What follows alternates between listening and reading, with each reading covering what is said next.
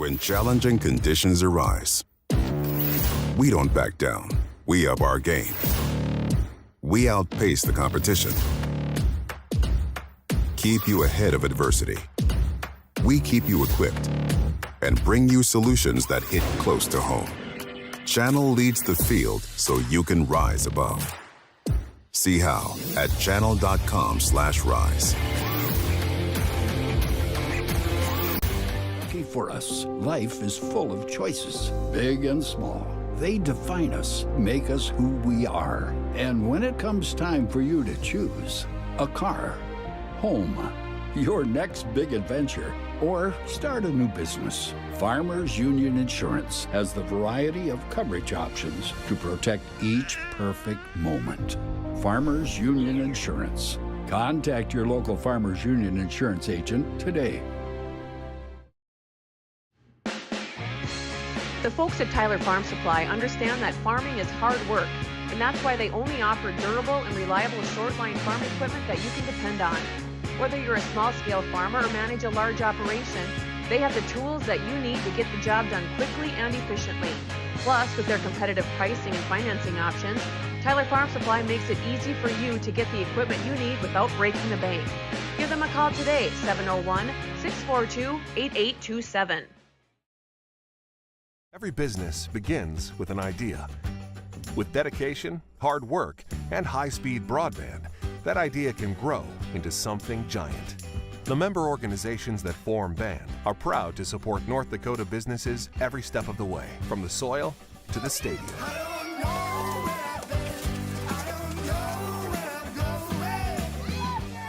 The Broadband Association of North Dakota, helping North Dakotans grow bright ideas into big business. There is no off-season for greatness. You do what it takes to stay in the game. And so do we. Our commitment is to keep you moving forward. Essentia Health, Orthopedics, and Sports Medicine. Like nowhere else. Wahpeton Deli and Eatery, serving delicious deli staples paired with great service and friendly staff. They use the best ingredients and provide a great atmosphere. If you have an office party or an at-home celebration, Wahpeton Deli and Eatery can help with your next event. And now you can order online for in-store pickup. Check it out at wahpetondeliandeatery.com or call 642-3639. With Motors in Wahpeton, we make sure that when you need a vehicle, we'll find the perfect one that matches your lifestyle and budget. Like the eye-catching Chevy Equinox, the powerful, always dependable Chevy Silverado, or the rugged, hard-working GMC Sierra. Since 1960, Smith Motors has provided an excellent automotive buying experience. From low-pressure sales to high-quality service, our customers always come first. Find your new Chevrolet or GMC today at Smith Motors. Small-town friendly, big-town deals.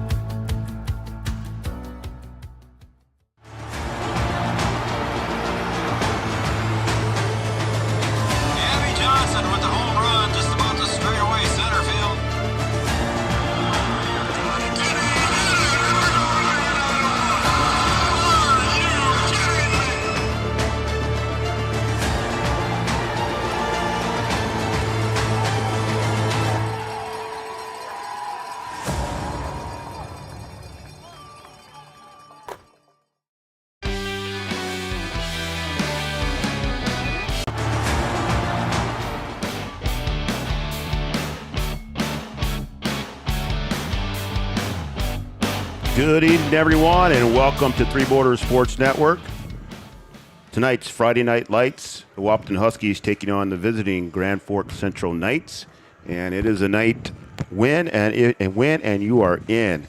So if the Huskies can get the victory tonight, they will be in the playoffs for sure. So I want to welcome everyone to Three Borders Sports Network and the pregame show. Pregame show is brought to you by Yield Advantage. Yield Advantage is the precision planting sales and service center in the southern Red River Valley, and we thank them for sponsoring our pregame show. Beautiful night here at Frank Burton Field for the Knights and the Huskies.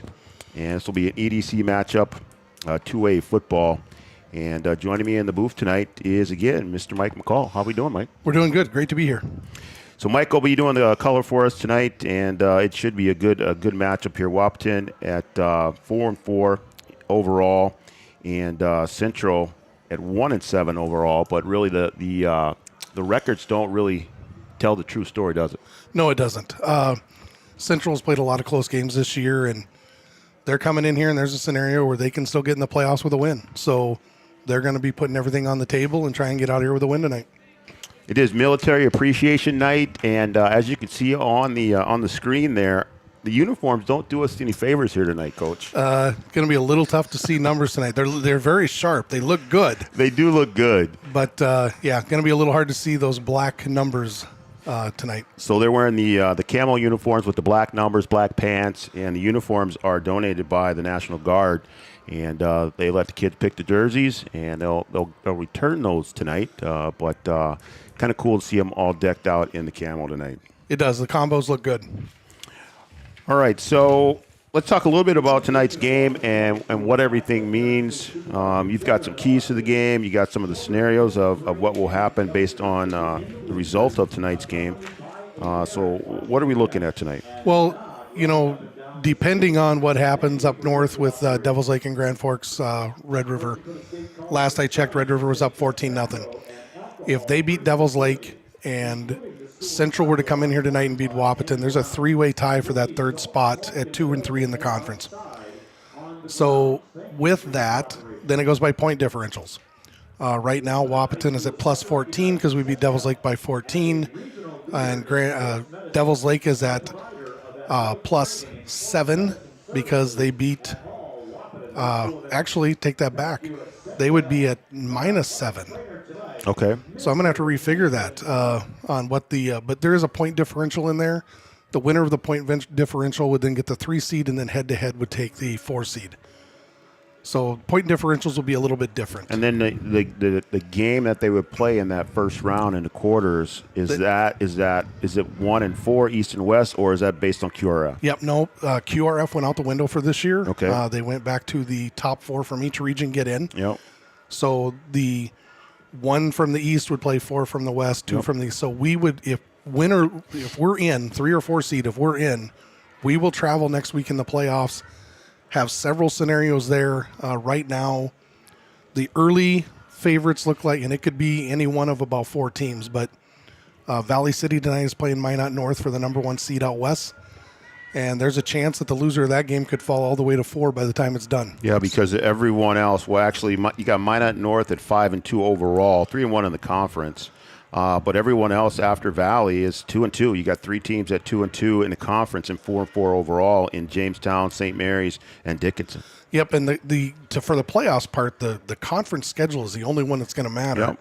So, like I said, the winner of that game, depending on how the other ones play out tonight, and as we get through the night, we'll look closer. I believe we have a rough estimate, but early, if we end up the 3 seed, it looks like we could be playing either at Minot, Valley City, or Jamestown right now.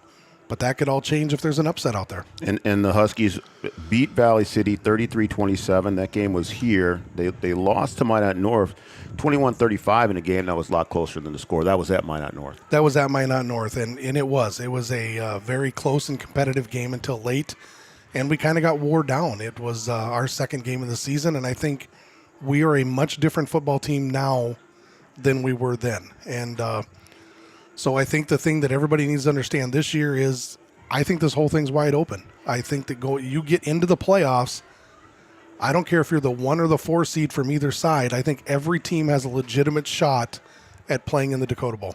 Yeah, I think so. I mean, based on if we just go by Wahpeton and what they've done against other teams in the East, I mean, they gave the number 1 team in the state, undefeated Red River Rough Riders, a pretty good game at our place here. And, a couple things go the Huskies' way, and maybe they come out on top in that game. Yes, and it was they made really about 2 more plays than we did. So it's wide open, and I don't think it matters if you go in. I always said when I was coaching, all the seeds mean is where you're going to play. It's wide open after that. Who gets home field is all that determines. Yeah, you still have to line up and play it. It really doesn't matter. You have to play the game. It doesn't matter what it says on paper, and you go out there and do what you can and see who comes out on top. And I did have an opportunity to get some information from both coaches. In talking to Jake Schauer, the head coach from Grand Forks Central, he said their 3 keys obviously is to sustain drives offensively, limit costly penalties, and contain number 44. Those were their 3 main keys. And in talking to Coach Gilbertson, he said offensively we must win on first down and stay on schedule with the chains. Second, defensively, we need to get them into throwing situations, and we have to stop the run. That is the most critical thing, is making sure we stop the run. And we've had some troubles with that at times this year. Yeah, I think, that was the issue against Red River. There were just 2 big run plays that were given up and just kind of, just took the game away from us. We stayed, played kind of head-to-head, toe-to-toe there, and then those big plays, those big chunk yards on a 3rd down where you need to get a stop, or a 4th down where you need to get a stop, and you give up that big play. If you can stop that, you can find yourself in a good place. And lastly, Coach Gilbertson said we need to win the next play. We can't get caught up in outside factors contributing in the game. In other words, if something doesn't go our way at a play, we need to forget about it. We need to move to the next play. We have to win the next play. And that's the way you look at it. Everything is one play at a time. Got to have a short memory. Yep. All right, so here's what we'll do. We'll take a break here on the pregame show. Again, the pregame show is brought to you by Yield Advantage. We'll take a break, and when we come back, we'll have our starting lineups. Starting lineups can be brought to you by Miller & Associates American Family Insurance. So stay with us. We'll take a quick break, and we'll be back on Three Borders Sports Network.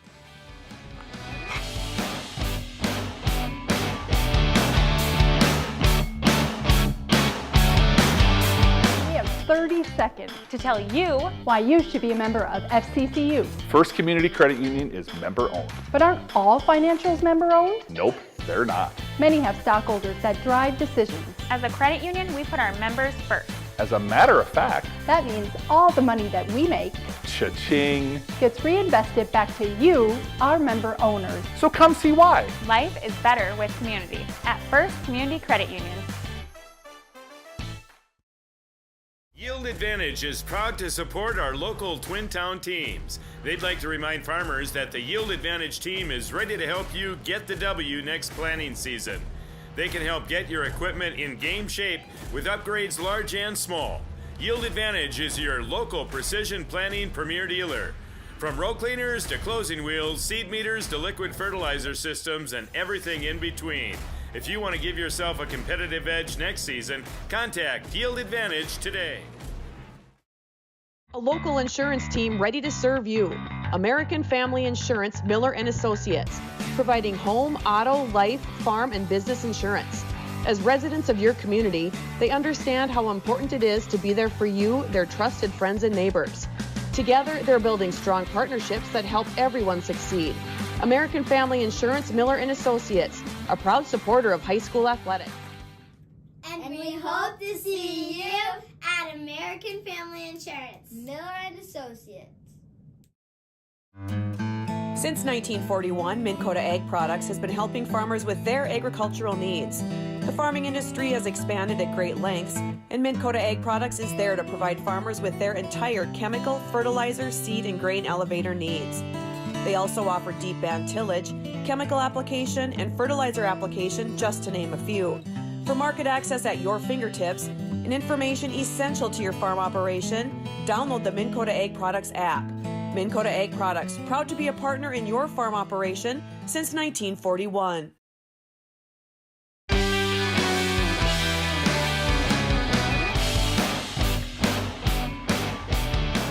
Welcome back to Three Borders Sports Network. Brian Watson, Mike McCall bringing you tonight's action between the Huskies and the Grand Forks Central Knights. Should be a good football game. The winner of this game will make their way into the playoffs. So we're expecting a good one tonight. We got about 43 seconds before we get into the starting lineups in the national anthem. Other games tonight in the East, Red River is taking on Devils Lake. Red River was up 14-0. Red River number 1 in the state, Devils Lake number 4. And then Fargo South, who's winless this year, is taking on Horace. And that game is at Horace. Other games on the west side of the state, Jamestown, number 5. Jamestown is at Watford City. Dickinson, who received votes in the last poll, is at St. Mary's. St. Mary's also receiving votes. And then Valley City, and they are at Minot North. Minot North is number 3, and Valley City has received votes. And that game will be telling. That has a lot to do with this game because the loser of that game will probably be the team that the winner of this game might play. So we'll see what happens. So we're going to turn things over to our PA announcer. Our PA announcer is Mr. Noel Eckroff. He will take us through our starting lineups and our national anthem. Starting lineups are brought to you by Miller & Associates, offering home, life, business, and farm insurance for your needs. Your cap or hat, place your right hand over your heart and stand at attention while Wahpeton High School student Addie Dodge sings our national anthem.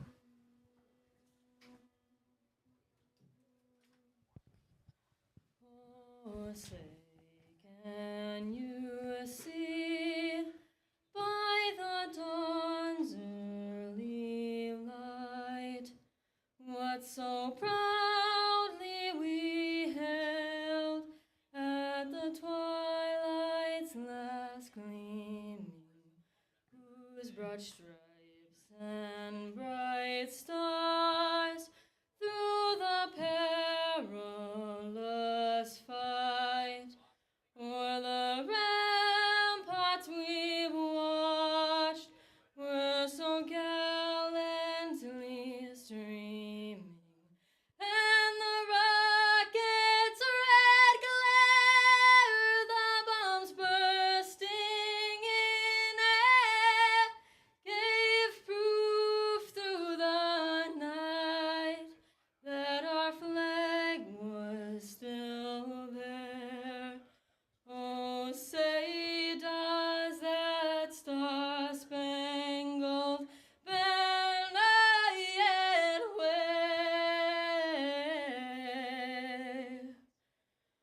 o'er the land of the free and the home of the brave. Once again, that was Addie Dodge. Fantastic job with the national anthem tonight. Good evening, football fans, and welcome to tonight's East Region Class 2A Gridiron Classic featuring the Grand Forks Central Knights and your Wahpeton Huskies. The North Dakota High School Activities Association and the Eastern Dakota Conference encourage and promote good sportsmanship by student athletes, coaches, and spectators. We ask that you cheer for your team and be respectful of the opponent. High school athletes commit to fair play, responsibility, and respect. We invite you to support our efforts. And now it's time to meet our guests on the scoreboard. Here they are, the Grand Forks Central Knight varsity football team.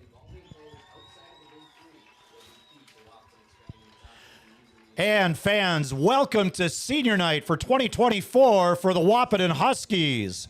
We're going to meet our seniors, players, managers, and cheerleaders, beginning with Aaliyah Dufines. Her parents are Victoria and Louis Dufines. Harley Higdom, daughter of Beth Higdom. Manager Carson Hinsberg, son of Gene Hinsberg. Manager Jalea Lopez Lee, daughter of Kendall and Paul Koksick. And our senior players, number 3, Omar Martinez, son of Margie and Roy Martinez. Number 9 is Bjorn Kubala, son of Jake and Don Kubala. Number 13 is Jackson DeVries, son of Amy and Kyle DeVries.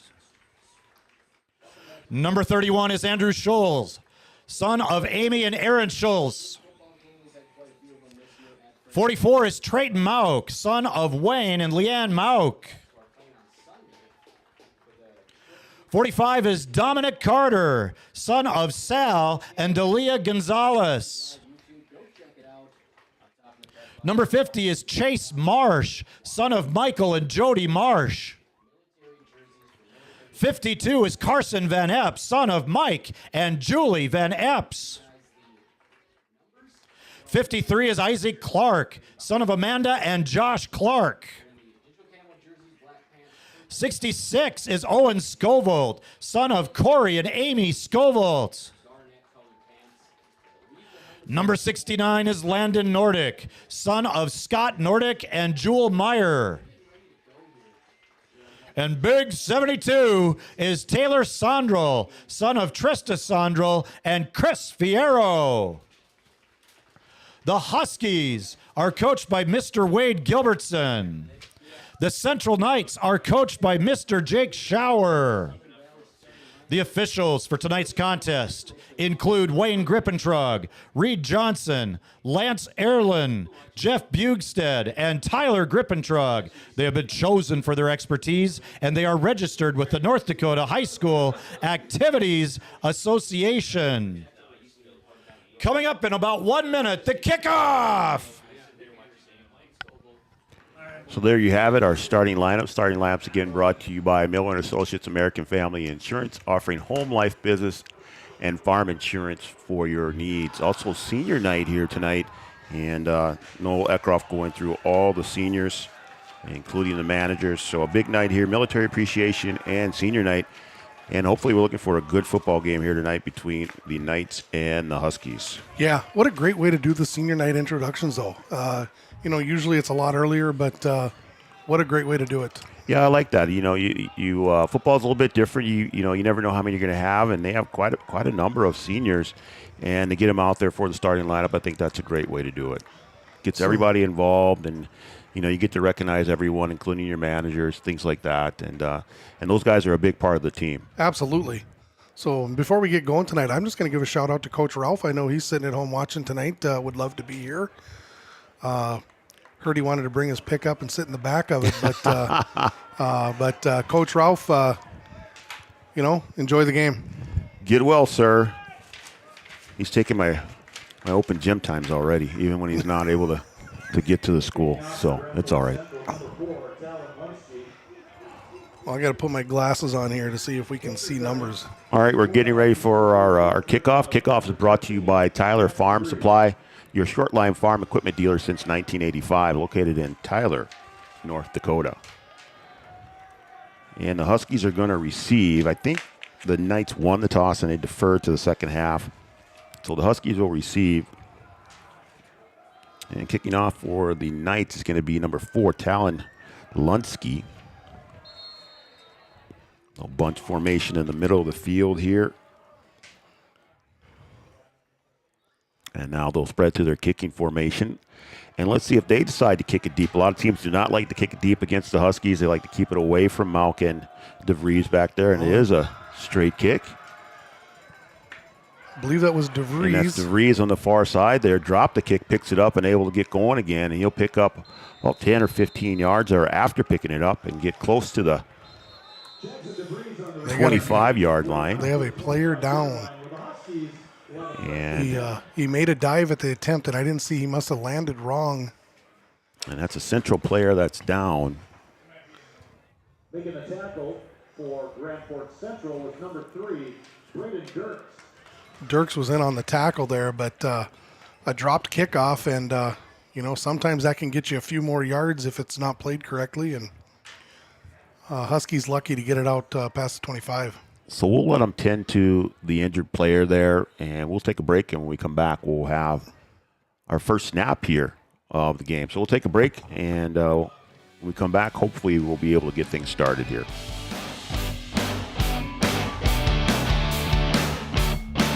Of experience, Dr. Andrea at Hornstein Family Chiropractic is certified in pediatrics and pregnancy, seeing children of all ages daily. Start your pregnancy out right with a correcting postural adjustment to help with daily activities and also give you a better night's sleep. Continued chiropractic care throughout your pregnancy can potentially help for an easier labor and delivery of your new little one. Call Hornstein Family Chiropractic today at 701-672-1300 for an appointment, or request an appointment online at hornsteinfamilychiropractic.com.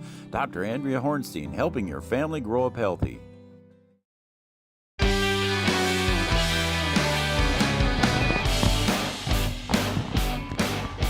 So the injured player is up and making his way to the sideline. He was able to walk off the field, so we hope that will be able to return. So we'll have our first play of the night here with the Huskies in the shotgun formation.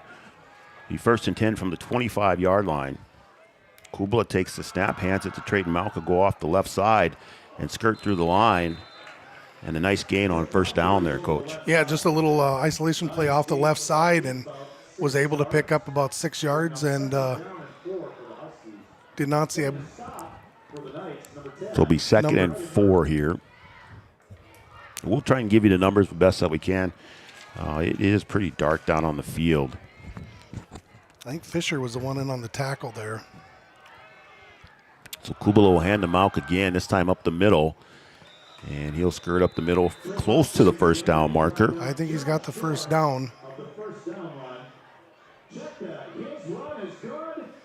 And he does have the first down. Then they'll move the sticks. And the Huskies pick up a first down on their first possession here. And that's big for the game. Just move the chains little by little.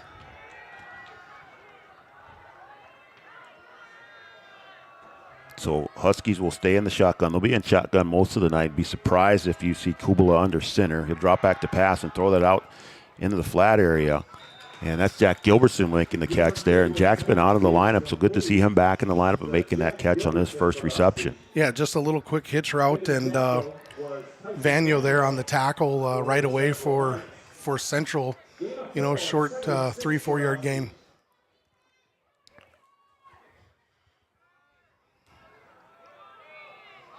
So you've got Steffens at the bottom of the screen, Kubala in shotgun with Malk to his right, and then Trips at the top. He'll drop back to pass. He'll look out to Steffens, and Steffens makes the catch. Another little quick hitch there on the sideline, and Huskies will be in 3rd and short here. Dirk's in on the tackle, just another quick hitter. He's got one-on-one coverage out here on the bottom. And another little cushion there, so it'll be interesting to see if they go right back to him. That's Steffens at the bottom of the screen, Trips at the top. Malk on the left. They'll hand it to Malk. Malk off the right side, and he is going to be gone. I don't think they'll catch him. Malk down the sideline, and that's going to be a touchdown for Trayton Malk. 55 yards for the touchdown. Just a little bit of a delay. It almost looked like they were going to throw a quick pass and handed it to Trey. There was a seam there. The line created a nice hole, and he did the rest of the work. Got by the corner there, and it was off to the races. So a 55-yard touchdown run for Trayton Malk off the right side and right down the sideline. And the Huskies are up 6-0 here early against the Knights.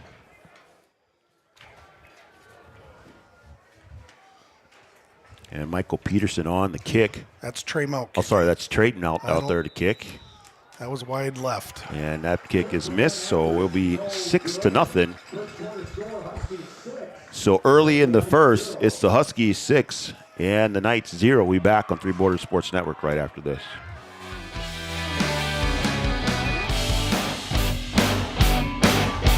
Insurance is an important safety net for your family, your home, and your business.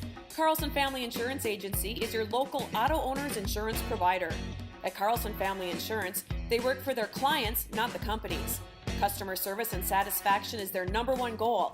Give Carlson Family Insurance a call for all of your personal, farm, business, and crop insurance needs. 701-672-6002 or at cfiagency.com. Carlson Family Insurance, your auto owner's insurance agent.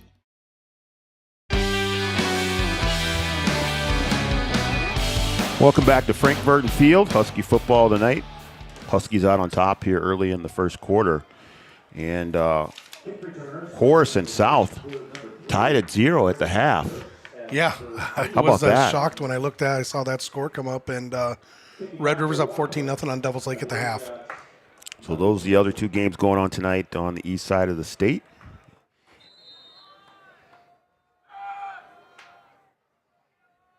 And now that was Michael Peterson kicking off. And that one bounces short in front of the return man. He'll scamper up the middle. And that is number... Zane Martin with the kick return for the Knights. He makes his way out across the 20. And Doctor was on the tackle. No, Zaid Martin on the return. Sorry, we had two different sheets for Central tonight, and I think I have the right one in front of me now. So, but nice tackle by Evan Doctor. Got his name right the first time tonight. All right, so here we go. The Knights will come out their first possession here, and Noah Lease at quarterback, and he's got Nas Fisher behind him.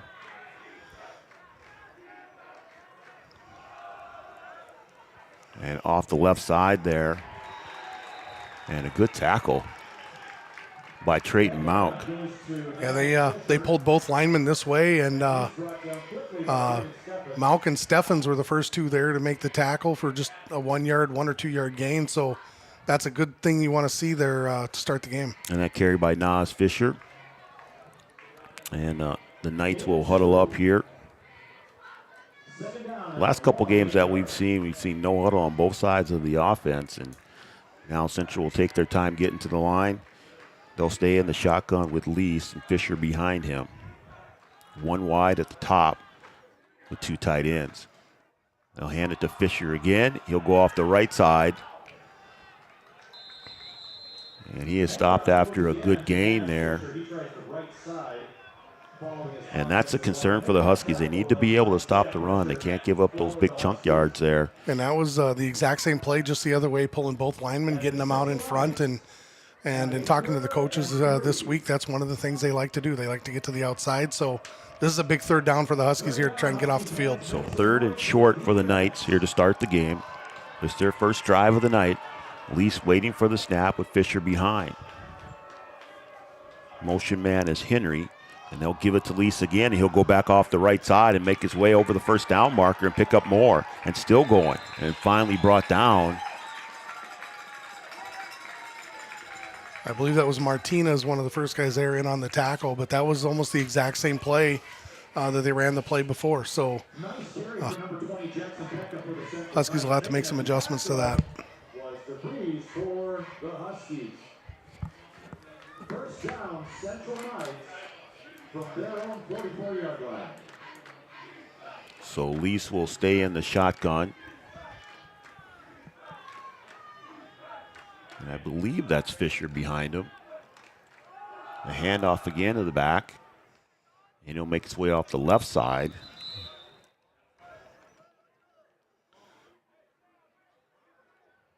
That time Brushert met him at the line of scrimmage, but he managed to get a good 3 yard gain on that.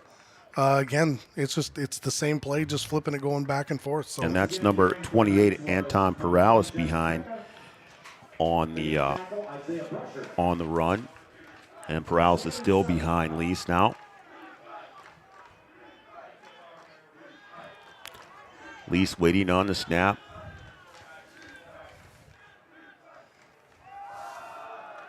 And they'll go to the right side again. And then Brushert's in there on the stop, and that's Perales on the carry again. And right now, through the first 5 plays or so for Central, it's the same play. They're just running it different sides of the field, flipping it, and big 3rd and 4 here. But you got to think Central will go for it on 4th down if they're close. But and let's see if the Huskies can make adjustments here.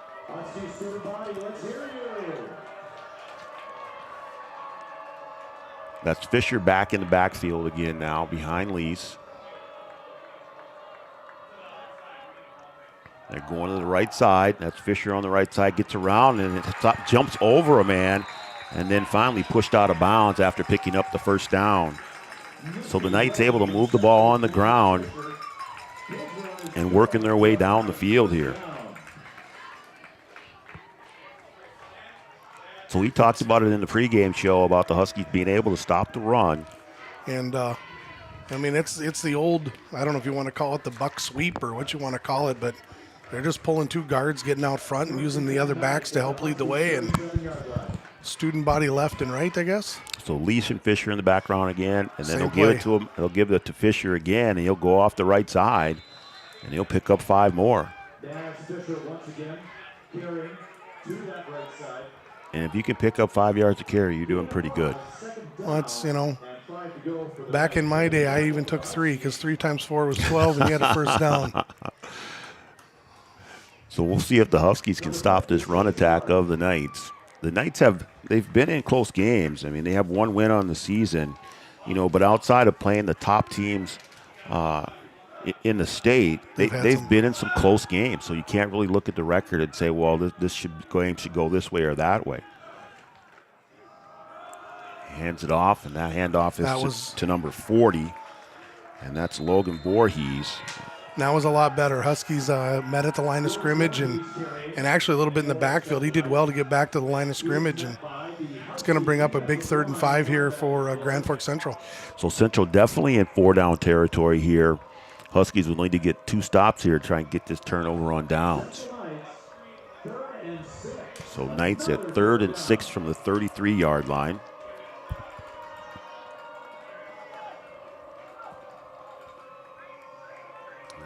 Voorhees in the backfield again, and Lease waiting on the snap.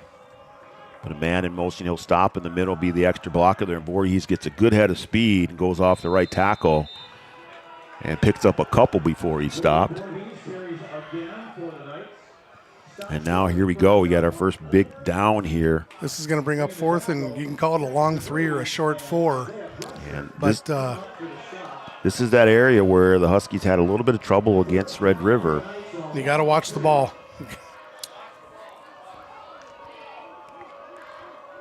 So we'll see if they go with the long count here.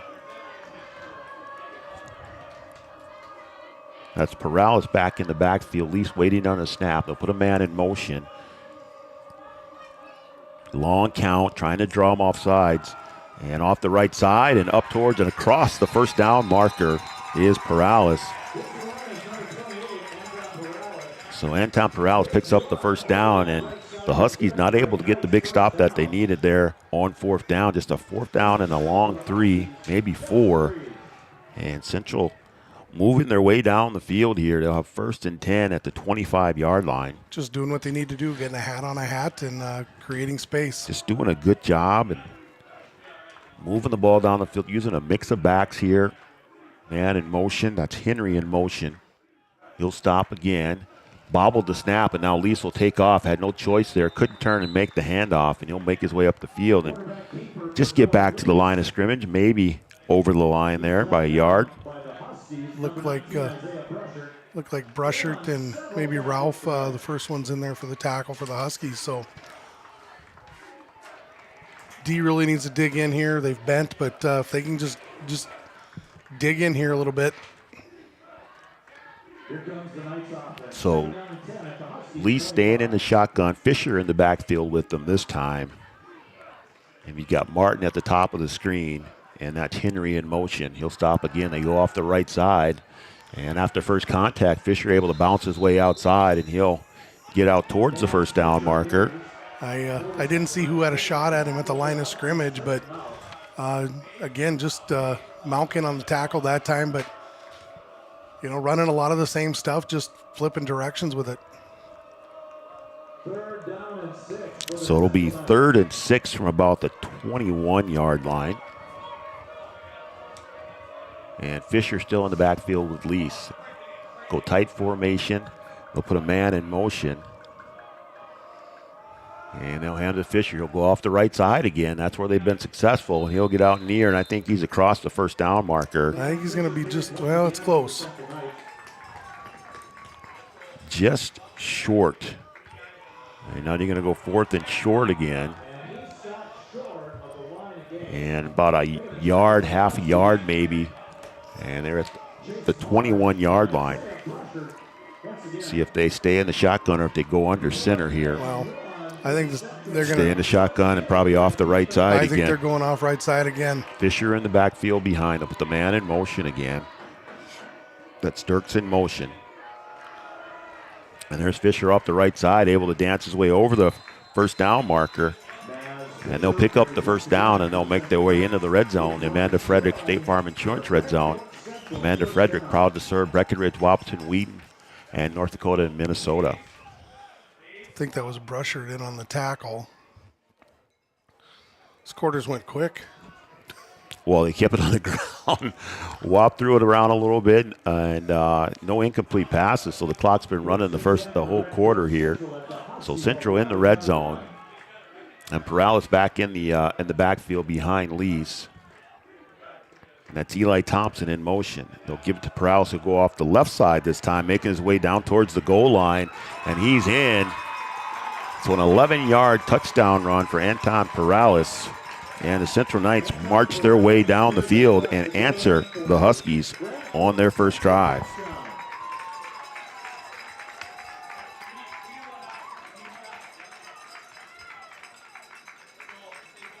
So an 11-yard touchdown run evens the score.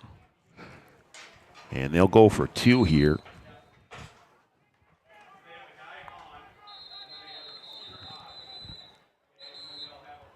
I don't know what happened there. Well, they were in the swinging gate, and something wasn't lined up right, and called a timeout. So a timeout taken by the Knights, and we'll keep it here for this timeout. This timeout is brought to you by Carlson Family Insurance, located on 2nd Avenue in downtown Wahpeton. Carlson Family Insurance works for the customers, not the companies. Customer service and satisfaction is their number one goal. So other games tonight, we talked about South and Horace. That game is tied at halftime. And then Red River and Devils Lake. Red River ahead 14-0 at the half there also. Well, I don't know if somebody running their little scoreboard doesn't know what they're doing, but now it says 7-0 Horace with 3 minutes to go in the second quarter. That might be the case. That sounds a little bit more correct, we'll say, or right, based on what should happen in that game based on records. All right, so Central will come back in after the timeout to attempt the extra point. So you got Fisher in the backfield, double tight end here, and Lease waiting for the shotgun snap.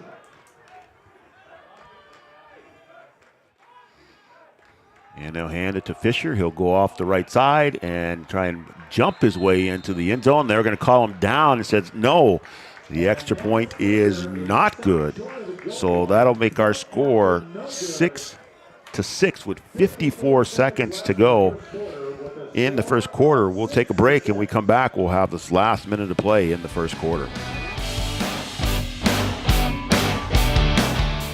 Powerful and playful. Delicate and precise. Bold and carefree. It's the way you move, and it moves us. To deliver care for your whole family, to provide options beyond the expected, to help you leave pain in the past and find your way forward. Orthopedics and sports medicine at Sanford Health. Health lives here.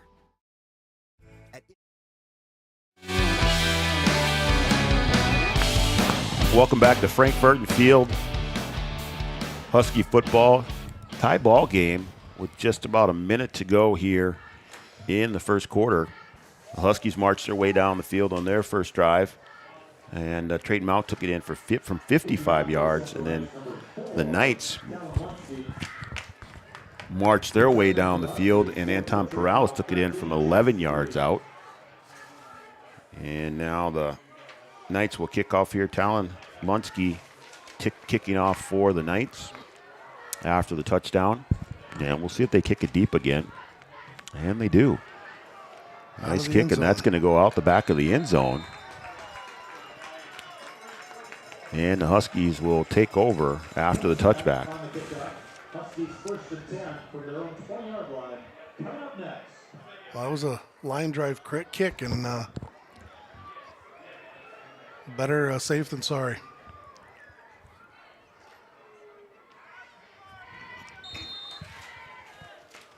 All right, so the second drive of the night for the Huskies. They'll take it over with 53 seconds here to go in the first quarter. They stay in the shotgun, Malk in the backfield to the left. And they'll fake it to Malk and swing it out. I think that's Jack Gilbertson out there at the top of the screen. He'll make his way up the field and pick up about 6 or 7 yards. Yeah, just a little play action quick hitter, and was able to get a nice gain on first down. So both teams have been able to move the ball. Wahpeton mixing up with the pass and the run. And the Knights kept it on the ground all the way down the field. Back to the shotgun with 2 at the top, 1 at the bottom. Malk on the right side now. I think that's Steffens at the bottom of the screen. They'll give it to Malk. He'll go up the middle, bounce off a couple people. He'll pick up that first down.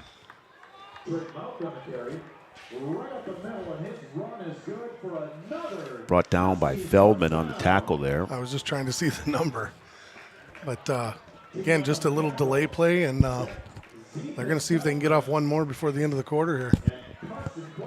So first down and 10 from the 34-yard line. Huskies trying to snap this before the quarter ends, and I don't think they're going to get it off.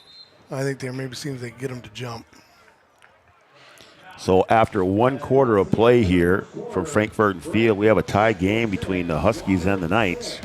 And we'll take a break, and when we come back, we'll have the start of quarter number 2 right here on Three Borders Sports Network.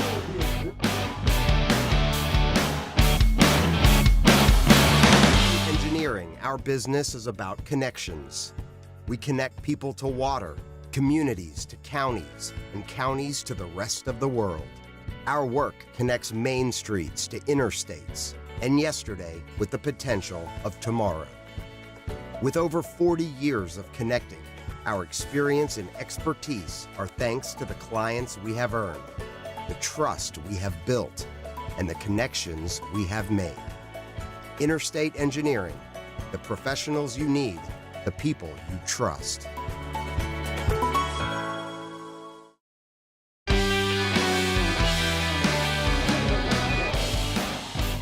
Well, we've got a good one so far.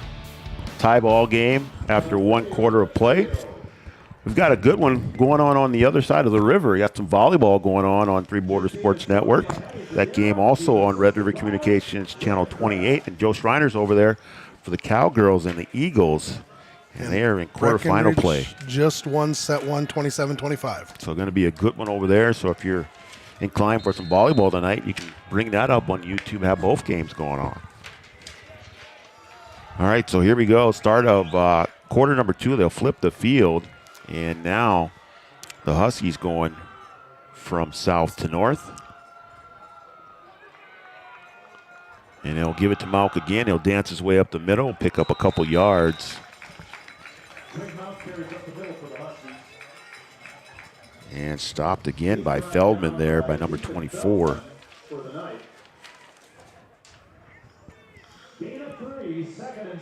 So it'll be 2nd and 7 here from the 34-yard line. 37-yard line, excuse me. And they'll give it to Malk again. And they'll fake it to Malk, play action, and got DeVries out there in the flat. And DeVries making his way down the field before he's pushed out of bounds. So nice play action pass there. That was Dirks on the knocking him out of bounds there. And just a little play action. Everybody bid on it, and I had DeVries out there wide open and was able to get a big chunk of yards. And when you've got a back like Malk, the play action comes into play, and it fooled everybody. And DeVries out there with the speed that he has, and we've seen him do a lot of damage after the catch. And it's a lot of man coverage. There's a lot of man coverage going on out there. So you still have DeVries at the top of the screen there. And then that's Malk next to Kubala, and they'll look out for DeVries again, and they'll kick it out to him. Just another quick little hitch. They're playing way off, and was able to pick up about another 6 yards. Actually, that's Steffens out there one-on-one. as they flip the field there. So Steffens will stay at the top of the screen. And you've got 3 at the bottom here. Malk will move to the left side. They'll fake it to Malk again. They'll come out to Gilbertson at the bottom of the screen. Now he'll make his way up the field. Jack doing a good job of picking up yards after the catch too. And that'll be a first down for the Huskies. Didn't see, was that number 12 out there on the tackle or 2? Making the tackle for the Central Knights is Latrell Murph. But again, that play action is just freezing everybody. So Malk will stay to the left side of Kubala. You have 3 at the top, 1 at the bottom. And this is just a fade pattern and almost pulling that in. That was the King. And that was Trey King out there trying to go up and make the grab. Just a tiny little fade route, throw it out there, see if he can go up and get it, use those basketball skills. Well, and it was kind of a high snap, and it threw the timing of it off a little bit. And I think if it would have been a cleaner snap, he might have been able to get a little more under it. That's the first incompletion of the night for Kubala. Will stay in the gun. Malk to the left. DeVries in tight there. You got 2 at the top and 1 at the bottom. They'll give it to Malk. He'll bounce up the middle. And he's brought down by a couple of Knights there. It's a pickup of about 5. Number 55, Logan Nykel bringing him down. Was number 50, Brody Melliker. 55, Logan Nykel. So the Huskies will wait for the play to come in from the sideline. Malk still in the backfield to be on the left side this time of Kubala. Steffens has one-on-one coverage up top. We'll give it to Malk. He'll bounce his way outside, and he'll take that in for a 10-yard touchdown run. So Trayton Malk on the cutback there, Coach, able to work his way into the end zone. Yeah, just started up inside, got a nice cut to the outside, and had a nice, I'll call it a standing block out there, and a great job by him just standing there and creating a shield for Malk to run around. And he's got that nice cutback, and he can be hard to bring down. Huskies will go for 2 here. And the Huskies will go for 2 after missing the kick after the first touchdown. The Knights were unsuccessful on their 2-point attempt. So Malk beside Kubala waiting for the snap. He'll drop back the pass. We'll throw it out to his right. He's got Braden Steffens out there, and they will convert the 2 points. I'm going to tell you what, that was an absolute dime thrown exactly where it had to be, where only Steffens could get it. And I'll tell you what, Bjorn Kubel's looking good in the first half here tonight with his passing. There is a central player down on that play. So that'll take our score to 14-6. And we'll take a quick break, and when we come back, we'll come back for our kickoff after a short break. They take them off.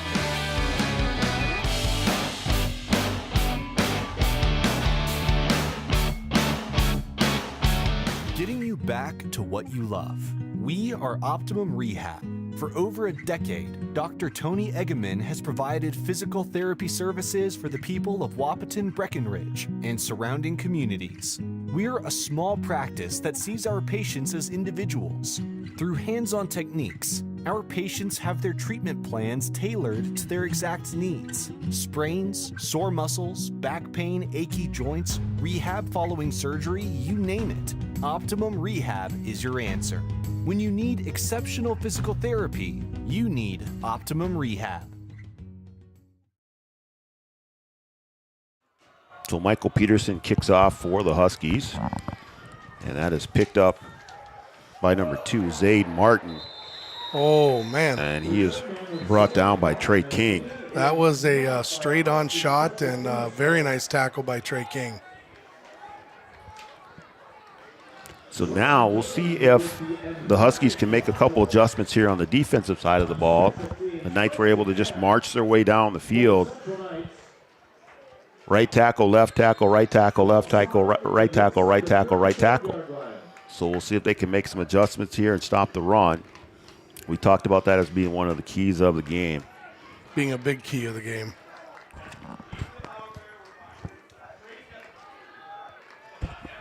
So shotgun with Morales in the backfield.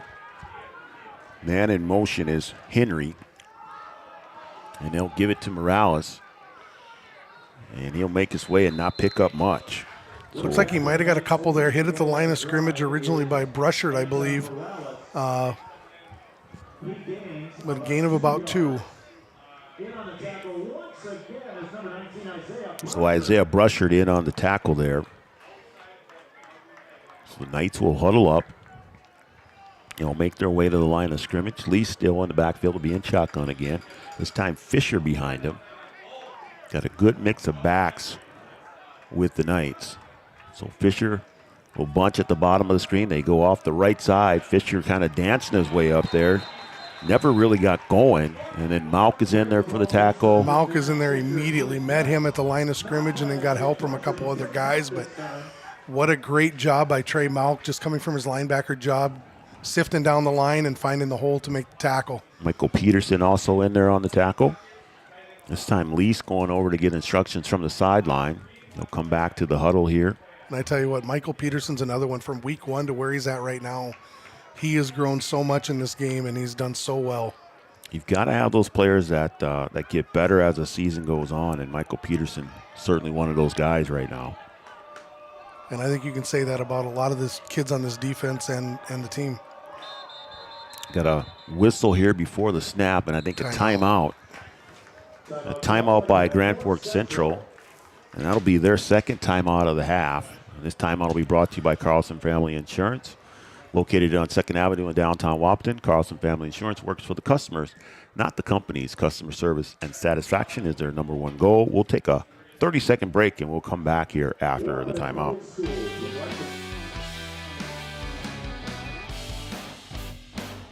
Comdell Innovation is now hiring production technicians for a variety of shifts with opportunities to make $20 or more per hour.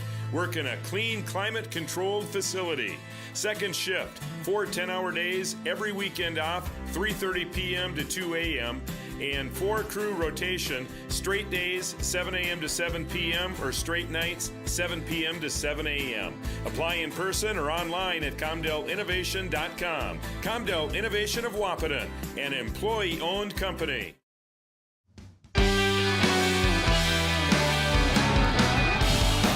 All right, welcome back to Frank Burton Field, Three Borders Sports Network. Brian Watson, Mike McCall bringing you tonight's football action. Friday Night Lights. Huskies on top of the Knights 14-6 in the second quarter. And the Knights on their second drive of the night trying to answer. Lease takes a snap, looking back to pass. This will be his first pass of the night. Looking out over the left side there, overthrows his receiver. And that'll bring up a 4th down. So a 4th down and 9. And the Huskies do their job there.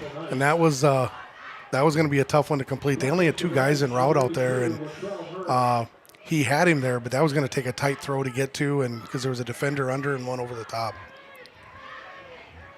So this will be the first punt of the night, a high snap, and the kick is up. That ball straight in the air. I don't know if it was tipped or not. Just get away from it. Huskies need to get away from that thing, and then it's finally downed over there by number 8, Quante Henry. So now the Huskies get the stop that they needed. And really on that first drive of the Knights, it looked like it was going to be a tough goal all night to try and stop them. And here on the second drive, the Huskies make the adjustments that they need and turn the Knights over on downs. And hopefully they can continue off that. But you know as well as I do, Grand Forks Central's probably drawing up adjustments to the adjustments, and it's going to be a chess match all night.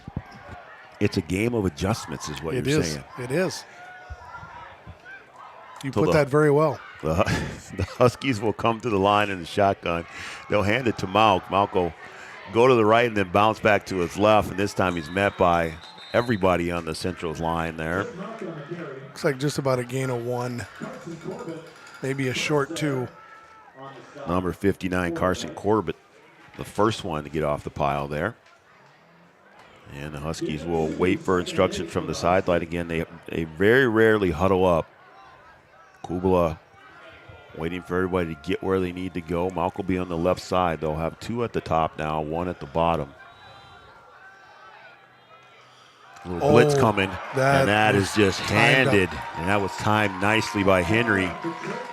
So the Knights dial up the blitz, and the Huskies can't pick it up, and that'll be a loss on the play.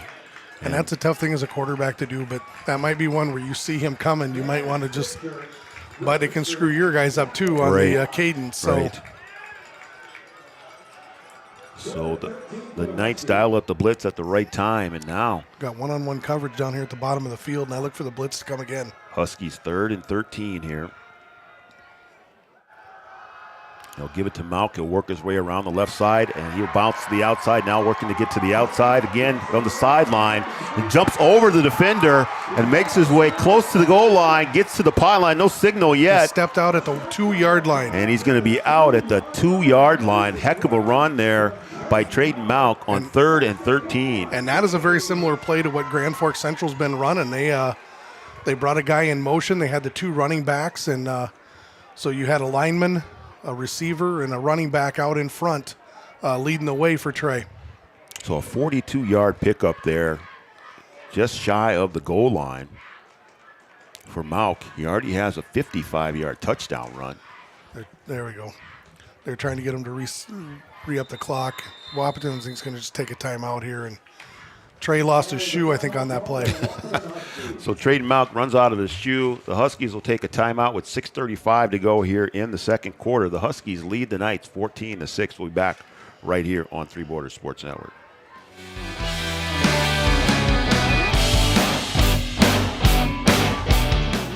Red River Valley and Western Railroad has served North Dakota and Minnesota with over 500 miles of track. Red River Valley and Western handles shipping, freight car repair, storage options, and now transload services. With over 30 years of experience in the railroad industry, they know dependable service is what you strive for.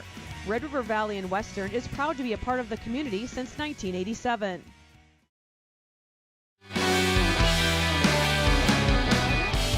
Welcome back to Frank Verdon Field.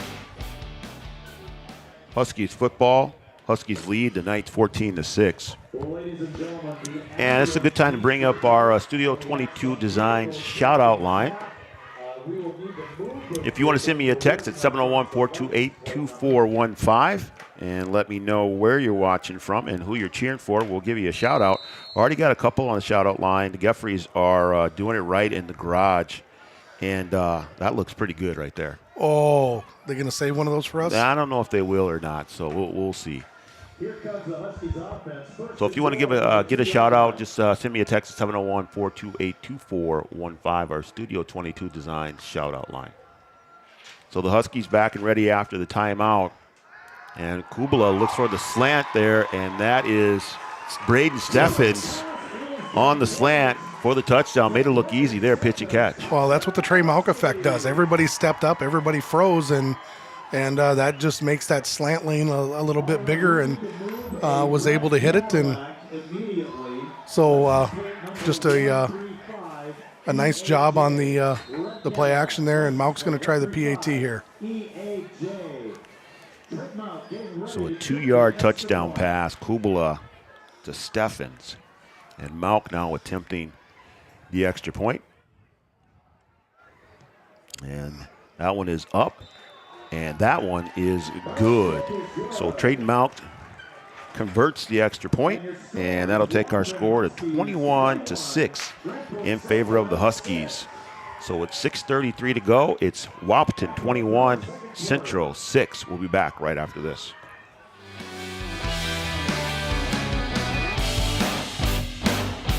What time of year, a farmer's relationship with Red River Grain Hefty Seed never changes. Red River Grain Hefty Seed works shoulder to shoulder with area farmers to attain the highest possible profit for you. Red River Grain Hefty Seed has been saving farmers money for years. For all your grain and agronomy needs, stop in or call the friendly staff at 643-3738 or visit them online at redrivergrain.com.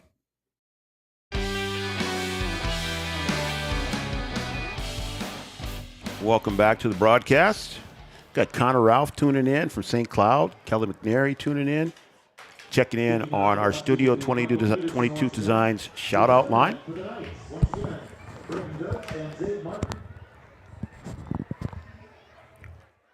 And, of course, it would not be complete without a shout-out from Tanner Bigford. T-Buck. See you tomorrow, buddy. Shout-out to Hunter and Evan. So the kickoff to the Knights, and a good Trey tackle Malk. on the right side there. That's Trayton Malk bringing down Braden Dirks.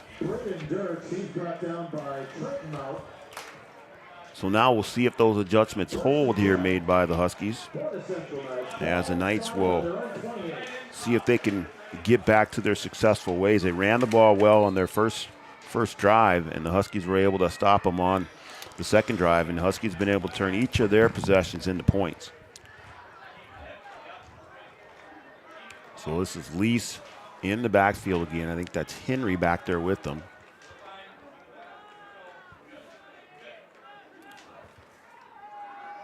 They'll go out to the left side, top of the screen, and that is number 2, Zaid Martin. And how about the wheels on Zaid Martin there? Oof, he got upfield in a hurry, and was that Trey King that made the literally shoelace tackle? Just a little wide receiver screen out there, and Zaid Martin showing the speed. And the big pickup for the first down for the Knights. Moving across midfield, and it's going to be 1st and 10 from the 48-yard line for Central. Actually, that was Falk, I believe, on the tackle.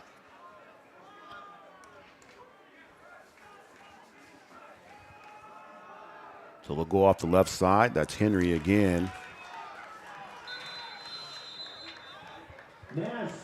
It's another one of those cases sorry, that's where Fisher on the carry, not Henry. Gained about 2, and I believe that is Brushert coming off the bottom of the pile again. So Isaiah Brushert on the tackle after the carry by Nas Fisher. And the Knights will huddle up again. We'll bring up 2nd down and 8 from the 46-yard line. They'll go 2 receivers at the bottom. They'll stay tight at the top. And Fisher still in the backfield next to Lease. They'll put Martin in motion. Or sorry, that's Henry in motion. And they'll fake. And then they'll send it out to Martin here at the bottom of the screen. Did a good job the first time. And the Huskies are able to dial it in this time and contain them. Jackson DeVries read it, got around the block, and was able to step up and make the tackle right away. But still picked up a few here, 3rd and call it 4 or 5. So now the Knights starting to throw the ball around a little bit. Having success with the screen pass. So 3rd and 4 they call it from the 42-yard line. And I think that's Perales back in the backfield. Lease waiting on the snap, and they give it to Perales, and he goes off the right side and just bulls his way up towards the first down marker, and I think he got it. They moved the 6 right away. So Central now back to the run, able to move the ball. Perales is the one who's really done the damage.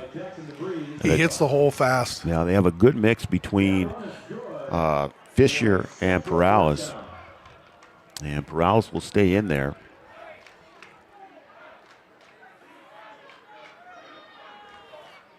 Lease waiting on the snap. Put a man in motion. That's Eli Thompson. And then they'll give it Perales off the left side this time. Kind of backed his way through the hole. Managed to get himself about 5. So a little bit of thunder and lightning with Perales and Fisher here. Be 2nd and 5 from the 30-yard line. 3:44 to go in the second. Anderson, one of the first ones there on the tackle for the Huskies. So Perales is going to stay in there. This could potentially be another little quick pass out up on top. Go 2 receivers at the top. That's Martin in the slot at the top. Lease waiting on the snap. And it's going to look like a screen, and they show, and then they go deep. And there it is. Oh, he dropped it. That was a really nice pass.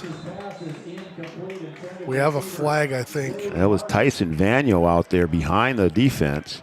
There's a penalty on Central too, I believe. So they faked the screen. They had success with the screen 2 times there. They faked the screen and then go deep, and it's going to be holding on Central.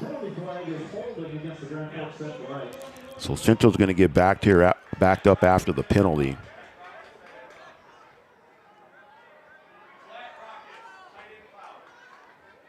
Central showing a little bit of the playbook here now.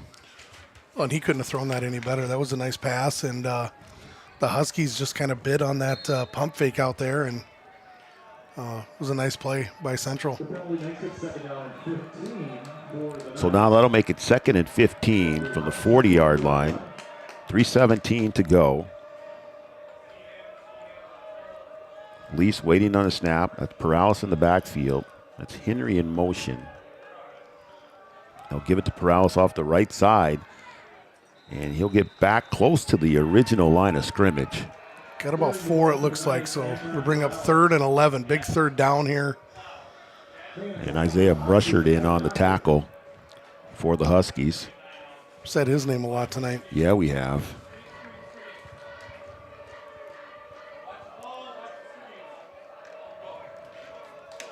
Mrs. Goulon is watching the game, cheering on her husband. So Kat Goulon watching, cheering on the Huskies. Thanks, Kat. We appreciate that. Lease waiting on the snap. Drops back to pass, looking to his left. Got a man open over there. Not really open, but a great catch there by Martin. And Zayd Martin with a great catch. And that'll pick up the first down. Was pretty decent coverage out there. I think if he could have got his head turned around to spot the ball a little quicker, might have had a chance on making a play. Yeah, it's just one of those balls. If you can get turned around and get your timing right, you can go up and knock that thing down. And Martin, not a big receiver, able to go up and make that grab. So they'll make it 1st and 10 at the 17-yard line. They're inside the Amanda Frederick red zone. They'll hand it to Perales there. That's Fisher, sorry. And Fisher making his way up the left side. Looks like Steffen's one of the first ones there for the Huskies. 2nd and about 6.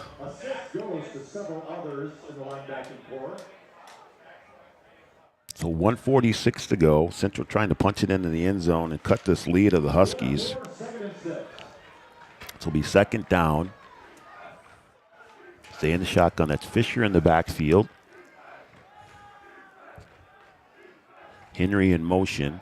They'll fake to Fisher and come out to Martin again, and that one falls to the ground. And Martin had some room to operate out there. He did. It was going to be, if DeVries didn't get him right away, it was going to be tough.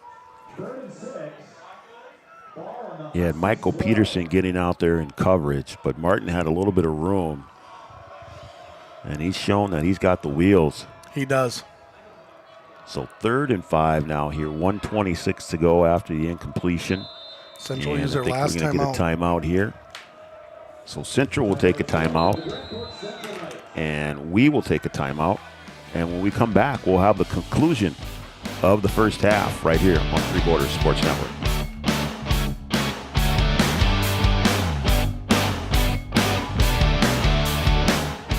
Frederick State Farm Agency, we do our best to make insurance a little less insurancy for you. Hi, this is Amanda, your local State Farm agent. You've probably seen our team out and about volunteering in the community, participating in local events, and just doing our all-around best to support and encourage a healthy, vibrant community. Stop into our office sometime and find out why we've been consistently voted best insurance agency in the Valley and why State Farm has been a trusted household name in insurance for 100 years. We hope to meet you soon.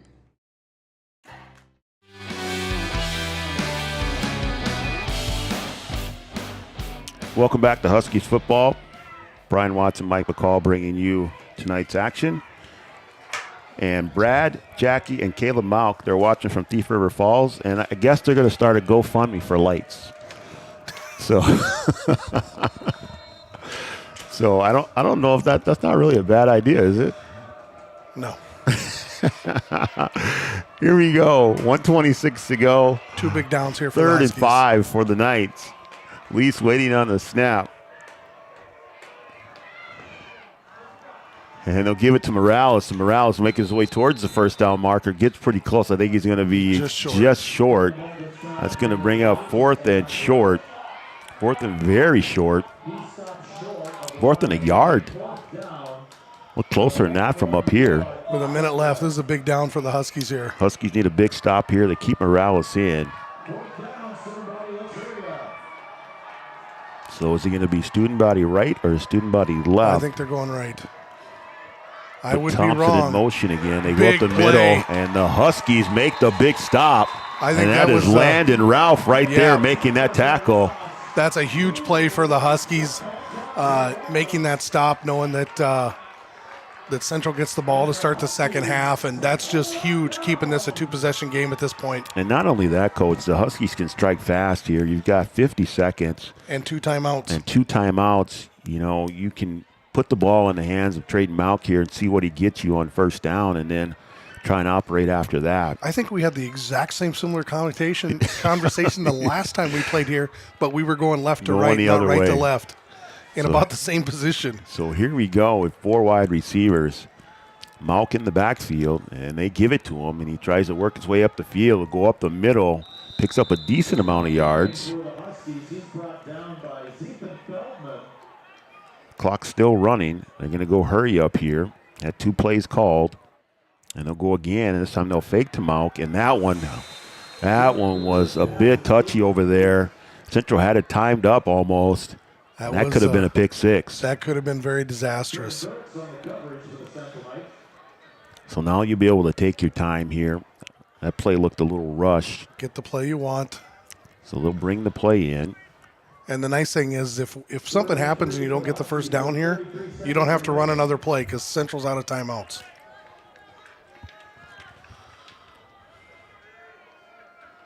Malk in the backfield.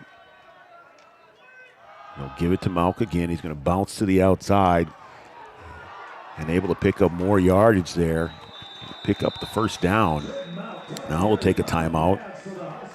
Only 26 seconds to go here. And you know, I don't know if it's coming or not, but Wahpeton has thrown that little quick out how many times? The pump and go has got to be coming at some point. Right. They've gotten Braden Steffens. They got Jackson DeVries on a little hitch. They've hit Jack Gilbertson on that as well. You just, at some point, you know, you just think it's coming. Maybe it's not, but. So the Huskies will have one more timeout remaining. This timeout is brought to you by Carlson Family Insurance, located on 2nd Avenue in downtown Wahpeton. Carlson Family Insurance works for their customers, not the companies. Customer service and satisfaction is their number one goal.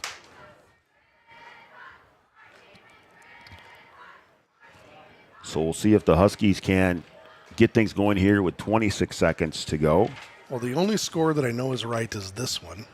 Yeah, we're having a problem with that South game, I think. But right now, with 3 minutes to go in the fourth quarter, it says Red River's up 20-0 on Devils Lake. With 10 minutes to go in the third quarter, well, midway through the third quarter, Horace is up 13-5 on South. What was the Watford City score? Is that with still? 3 minutes to go till halftime, Watford is up 16-7 on Jamestown. And that is a bit of a surprise. So here we go, 26 seconds, and the snap is bobbled, and he's going to have to get rid of that ball. Just get rid of it, and he's going to go down. I think they're just going to go into halftime here and just let the clock run.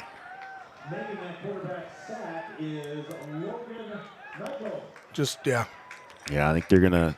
That's a smart decision at this point. Just, call it you know good. what? We're up 2 scores. Let's go in. Let's drop for the second half, and let's get ready to go. All right, so after one half of play, it's the Wahpeton Huskies 21 and the Grand Forks Central Knights 6. We're going to take a break, and when we come back, we'll have our halftime report. The halftime report is brought to you by OSPTI. For all your physical therapy needs, contact the professionals at OSPTI with locations in Hankinson, Fergus Falls, and Breckenridge. We'll take a break, and when we come back, we'll have our halftime report.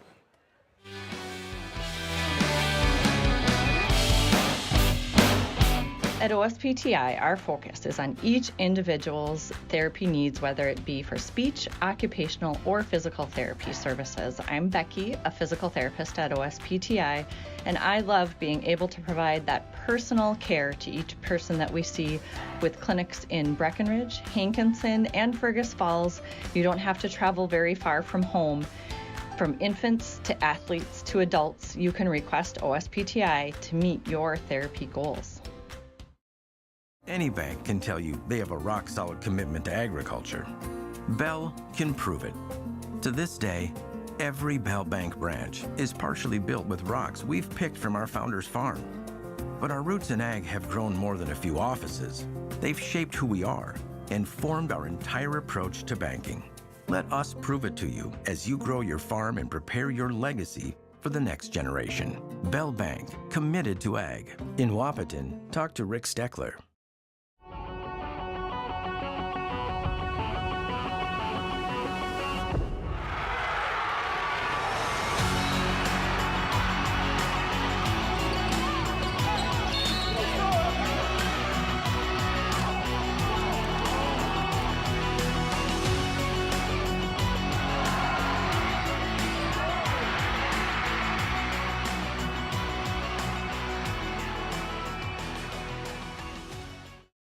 Is your athlete suffering from an ankle sprain or a hit to the head?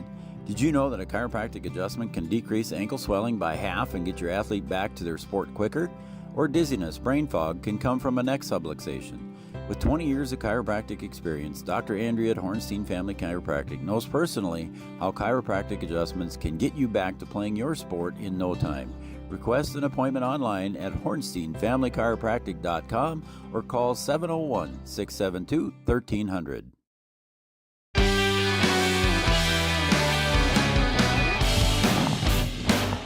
Welcome back to Three Borders Sports Network.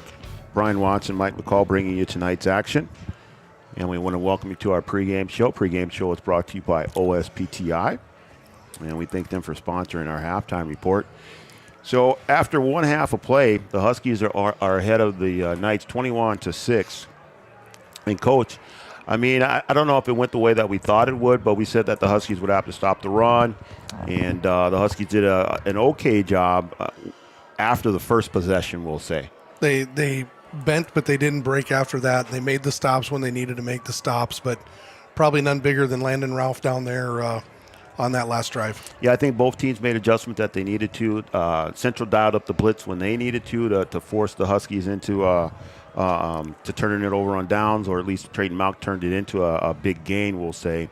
And then Landon Ralph with the big tackle to stop the play down near the goal line.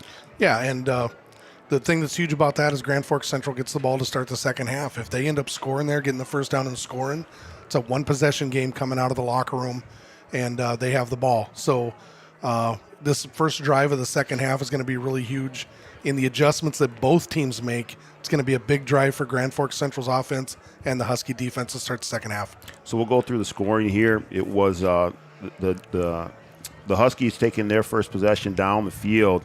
And really, it didn't take much. Trayton Malk on a 55-yard touchdown run to get the Huskies on the board first. The kick failed. I mean, Trayton was probably tired after running 55 yards. He had to come on and kick, and then he missed the kick, but that put the Huskies up 6-0. Yeah, and that drive just started off with a couple runs, and then we hit a couple short passes, which kind of opened things up a little bit, and then Trey was able to bust the big one off for the run. And then the Knights get the ball back after the touchdown by the Huskies, and they just marched their way down the field, kept the ball on the ground for the entire possession.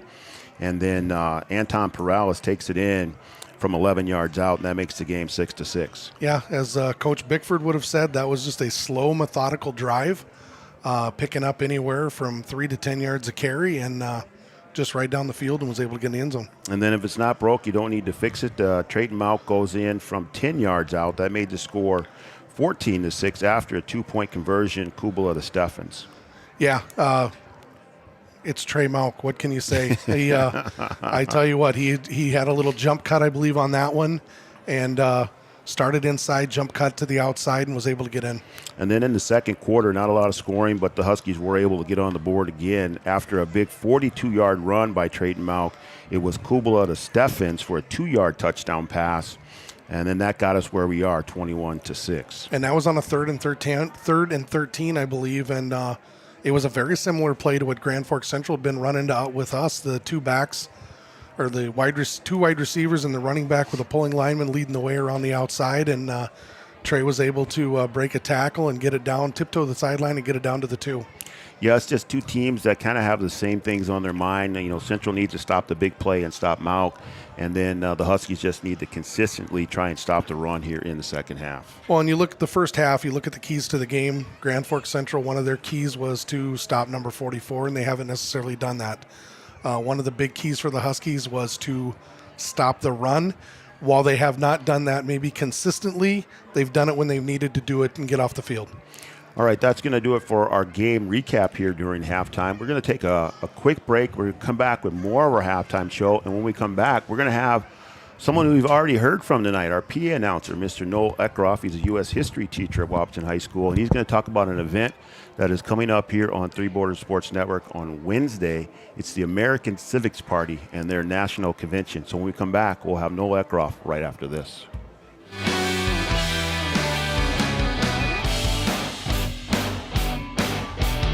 Sometimes it's tough being a dad. Kids grow up fast. Hey, girls. Oh, love it. Dad, what are you doing?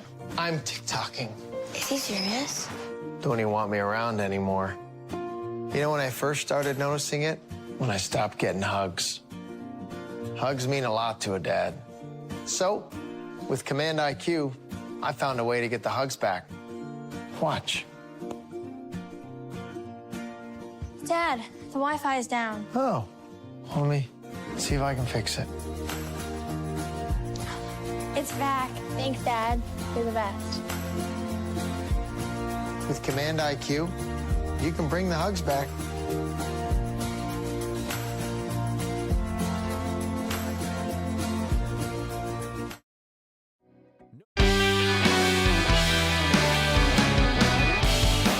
Welcome back to Three Borders Sports Network. Welcome back to our halftime report. Halftime report is brought to you by OSPTI.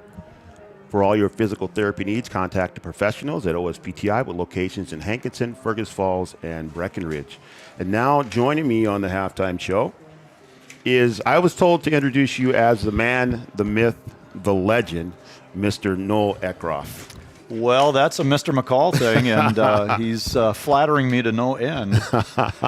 So as I said before, Mr. Eckroff is also a history teacher at the school, and we have an event coming up here on Three Borders Sports Network that your history class in Wahpeton High School is putting on. It's the American Civics Party and their national convention. So you want to explain what this big event is about? It's going to be kind of exciting. On Wednesday, we're going to have a mock national convention. And the way that we're doing this, we're including our entire student body, we're including our entire teaching staff, our My Times, which is like an end of a day sort of mentoring period, will take on the personality of states. We will all meet in the gym from 8:30 to around 11. We might go a little bit over that. We've got a lot planned for the day. It should be really exciting. We're simulating the rise of a third party in American politics. That way we can kind of avoid the partisanship of Republicans and Democrats. And it gives the students an opportunity to do things they might do in their future. Perhaps they'll get a chance to speak at a school board meeting, a city council meeting, a county commission meeting in their future, and it gives them a little bit of experience before they're adults and have to do something like that. It's going to be kind of exciting. We've got a party committee. I've got a great bunch of kids working as committee. We have co-chairs, Letea Luneberg, also Carson Van Epps. We have a vice chair. That's going to be Owen Scovolt. Our party secretary is Breland Lucina. Our party whip, that's kind of a fun title we like to use, in charge of collecting all the votes and counting everything up, is Carson Hinsvert. We will be considering 10 resolutions. We'll have debate on the resolutions. We'll vote on the resolutions. We'll have a roll call of states with a representative from each state coming forward.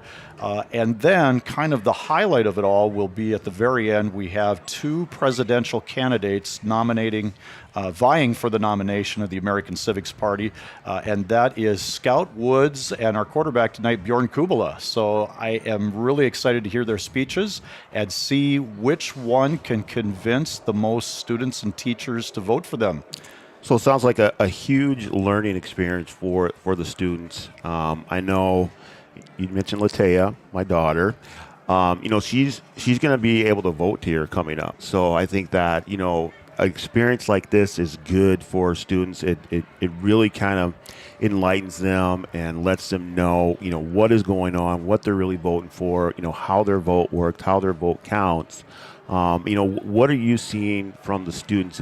What kind of questions do they ask you about this? And, what do you hope that they get out of this? Well, our 10 resolutions have been mostly written by students, so Okay. they've had a lot of input on that. Resolutions, we're not a legislative body, we're not passing laws, but the resolutions form your party platform. It's the things you believe in as a political party. George Washington warned us about the dangers of political parties, but most Americans, their first experience in politics comes at the party level. And that's one reason why we do this. And Mr. Ned Cluten brought this idea to me. We did it in 2016, 2020. Now we're doing it in 2024. This gives them a lot of public speaking experience. Our issues that we're going to talk about in the 10 resolutions should generate some pretty good debate. They're not overly controversial, but they will be debated. There's some strong feelings on some of them. And then, of course, the presidential run, you get to see how somebody's nominated. We get to do the vote, and we get to see where the chips fall. And we've also, I do want to mention before we run out of time here, is that we have had contributions from so many amazing people. Three Border Sports, of course. I am so proud that you guys broadcast this. We did it in 2020. We're doing it again in 2024. Anybody that's up at 8:30 in the morning next Wednesday, please tune in and watch. I think you'll really enjoy what you see. You'll enjoy seeing our kids in action. And I think that's the best thing is our kids are in action. They're the committee. They're deciding if the debate's over, if it's time to vote. They're deciding what they want to say in their arguments. So it's really kind of student-driven. I'm kind of pushing the direction a little bit in the background, and so is Mr. Gilbertson, our POD teacher, tonight's head coach. Grace Brandt also is working on this. We have some amazing guest speakers that are participating as well. Judge Ralph Erickson is going to be joining us. He is in the Federal Court of Appeals for the 8th Circuit. He'll be visiting with us live.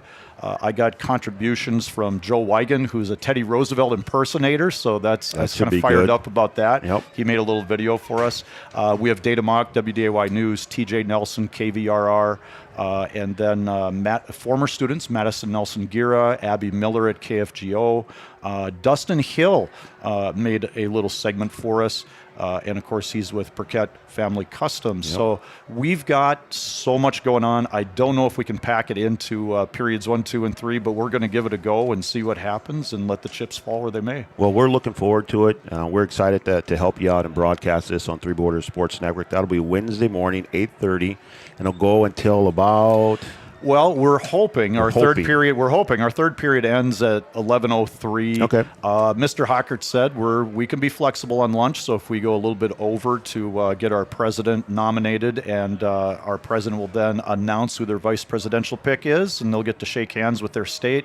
Kind of exciting. It'll be fun to watch, like roll call of state, presidential vote, our students that produce signs and things like that. So it will be a pretty cool atmosphere.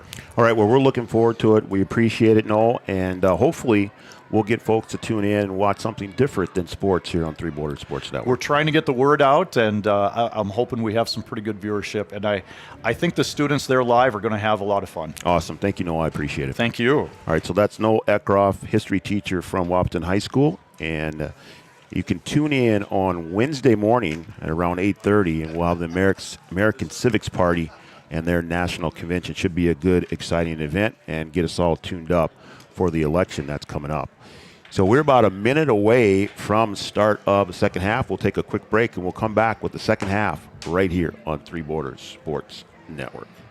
No matter the time of year, there's never a bad time to get your ride sparkling at All Seasons Car Wash.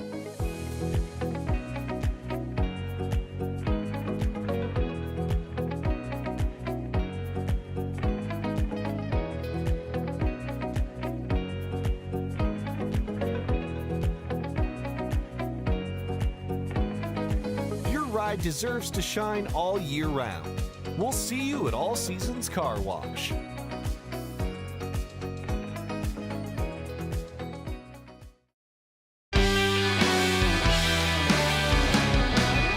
All right, welcome back to Three Border Sports Network. Getting ready for the second half here. Huskies are making their way back out on the field. I'd like to thank some of our other sponsors tonight, Giant Seeds and Snacks. They also sponsor our coaches show, and we will have a coaches show. Hopefully, we will have a coaches show next week on the 30th, and we'll get caught up with everyone on playoff runs, things like that. Essential Health, Smith Motors of Wahpeton, Wahpeton Daily News, Optimum Rehab, Interstate Engineering, and Gripper Sports located in downtown Wahpeton. So here we go, Coach. The Huskies will kick off to the Knights here to get the second half started, and we'll see what changes on defense the Huskies made after halftime. Yeah, this will be a big possession to start the second half and see if the Huskies can get a stop and get the ball back. So there's the kick, and that's a high kick and taken by one of the back men there, and that is... Couldn't catch his number there. Number 43. Number 43, and that is Jaden Cochran. So Jaden Cochran on the return.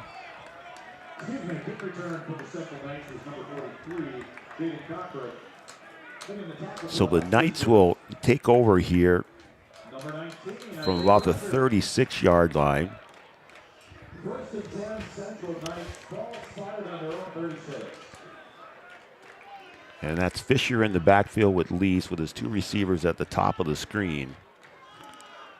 That's Martin in the slot and Henry in motion there.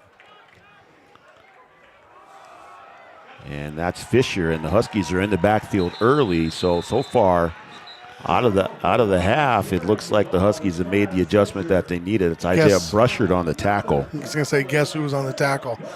But that play, a little different than what they've been running. The others have been run more to the outside. That one looked like it was going straight up inside, and the Huskies got penetration up the middle. So a loss of a couple there on the first down carry. So it's going to be 2nd and 13.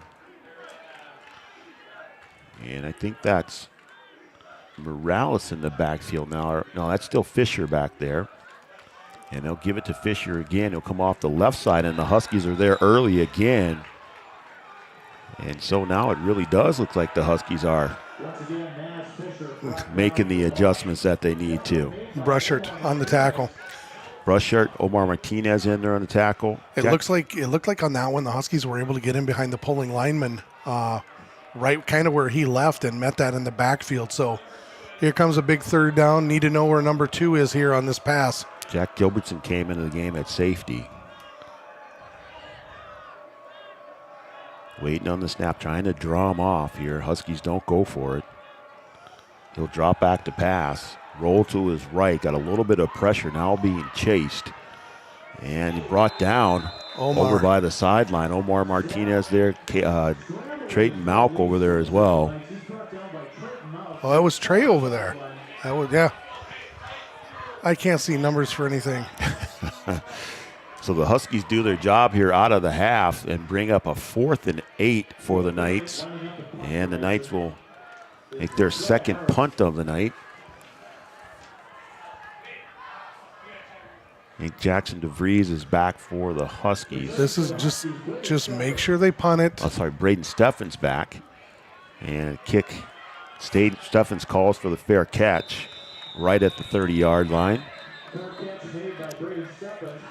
That was a good job by Braden. Guy was coming down, just secure the ball. Let's get on offense. Let's see if we can go turn this into a 3-possession game. And once the ball gets above the lights, it really is hard to see down there. Across the river, Breckenridge is up 2-1 and up 10-9 in set 4. So Breckenridge playing in the subsection quarterfinals over there, trying to get a win and make their way to Fergus Falls to get into the subsection finals.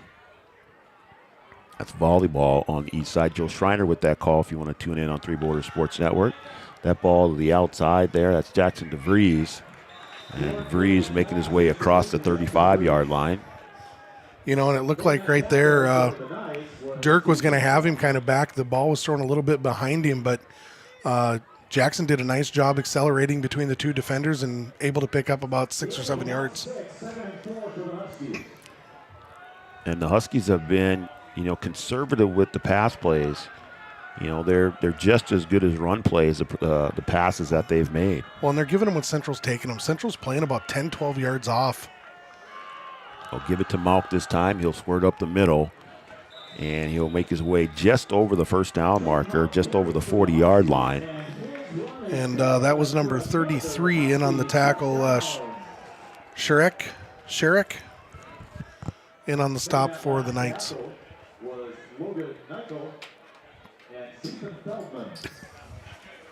You were close. We'll give it to you. For any Central people, I apologize if I say names wrong. We'll give it to you. Okay, here we go. The Huskies. They're 2-2 now, with Malk on the right side of Kubala. And they'll fake to Malk, and they'll send it out to Steffens on the sideline, and Braden making his way up towards the 50-yard line. It's going to be close to a first down. He might be just a little short. Man, it's going to be close. They might have to measure this. He is at about the 48-yard line, and I can't believe they're not going to measure this. They're pretty close. So 2nd and 1, they'll call it. Playbook is wide open here.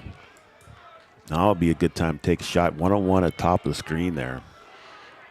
I honestly think he got one-on-one across the field with just safety over the top. So trips at the bottom here. Malk on the right side. Kubala will drop back. He'll look to his right to his 3 receivers, and that ball just kind of thrown away there. Not a lot over there. And he was looking for DeVries. So now we'll bring 3rd and 1. I still two down territory here. Absolutely, and I look for Central to bring the blitz on this one. They'll go back to Malk here. And now for the Huskies, you got Ryland Flack coming in.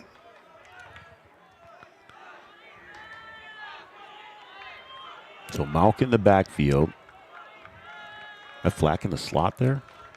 No, that's Gilbertson in the slot. They give it to Malk. He'll go off the left side and up the middle. I believe Flack was lined up as the tight end that time on this side. So Malk will pick up the first down on 3rd and short. 8:19 to go here in the 3rd. Huskies lead 21-6. They're able to turn Central over on downs on their first possession of the second half as they got the ball to start the second.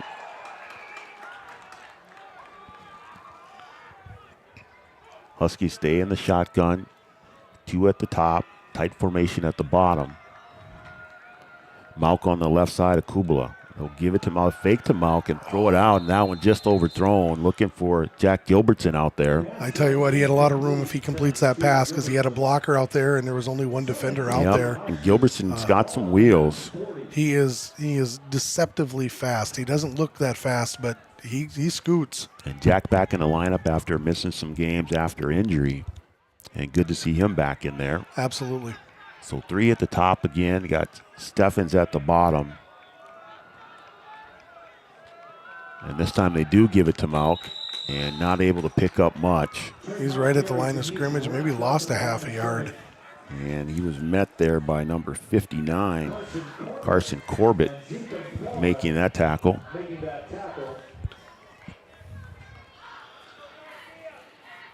So the Huskies waiting for the play to come in.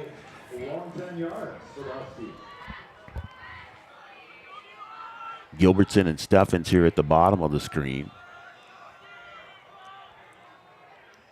Malk to the left. They'll put Gilbertson in motion. They'll give it to Malk. He'll bounce around and work his way up the middle of the field and getting up near the first down marker. Looks like he's going to be about 1.5 yards short, maybe 2. So getting near the 30-yard line there. Well, maybe 3 yards short.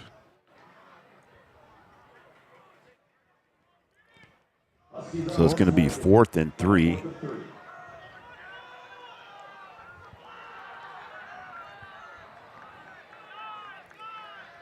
Malk on the right side.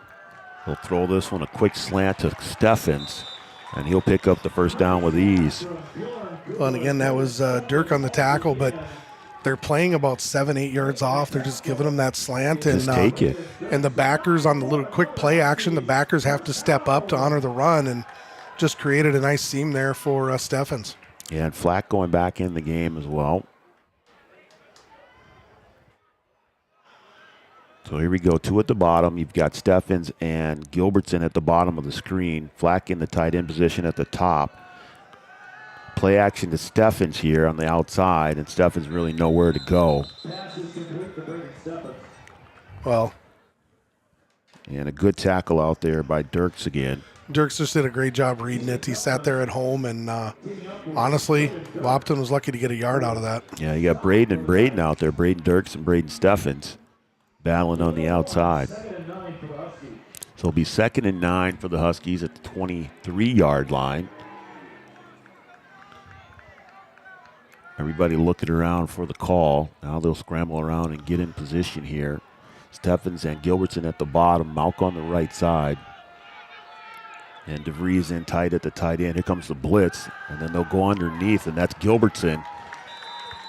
And a good play action call. I don't know if that was a read option, RPO, but Gilbertson open in the slot there. That did look like an RPO, and with the blitz coming right from there, Jack just replaced kind of in the area where the backer was coming from. It was wide open and able to pick up the first down. Just a great read by Bjorn on that one. Bjorn has been on point tonight. He's played really well. He's thrown some nice passes. And the Huskies are in the Amanda Frederick red zone. 1st and 10 at the 10-yard line. Kubala back to pass. He's got Steffens one-on-one on the outside. That's a one-handed grab. And that is Braden Steffens showing off the glove. Tell you what, it was another great pass by Bjorn, putting it out there only where Steffens can get it, and just a fantastic one-handed grab out there. It was pretty good coverage by Dirks out there. Just a fantastic catch by Steffens. So just at the last second, Braden able to just get off and get a little bit of separation, and then just making the one-hand grab. Well, and Bjorn gave a little bit of a pump fake. I thought he was going to throw it right away, and it was just enough to get that corner to step up just a little bit. But again, good coverage, but a better catch. So Braden Steffens on the 10-yard reception, and now Malk on the kick, and we got a flag before the kick. So if we got some movement over there.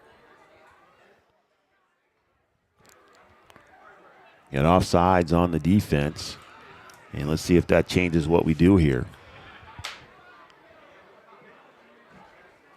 Well, it's 1.5 yards you got to get versus 3.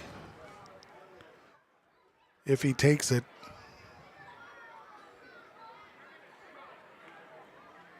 So we're at 27-6 here right now. It looks like they're going to move it. They're going to move it, and I think the Huskies are going to. They're just going to go ahead and kick it. So Kubala will hold. Malk will kick.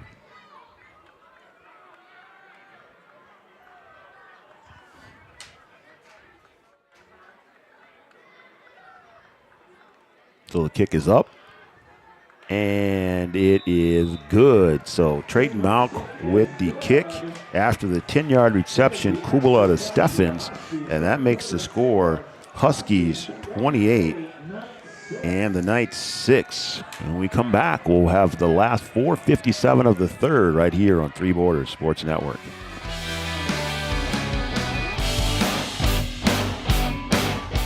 For us, life is full of choices, big and small. They define us, make us who we are. And when it comes time for you to choose a car, home, your next big adventure, or start a new business, Farmers Union Insurance has the variety of coverage options to protect each perfect moment. Farmers Union Insurance. Contact your local Farmers Union Insurance agent today.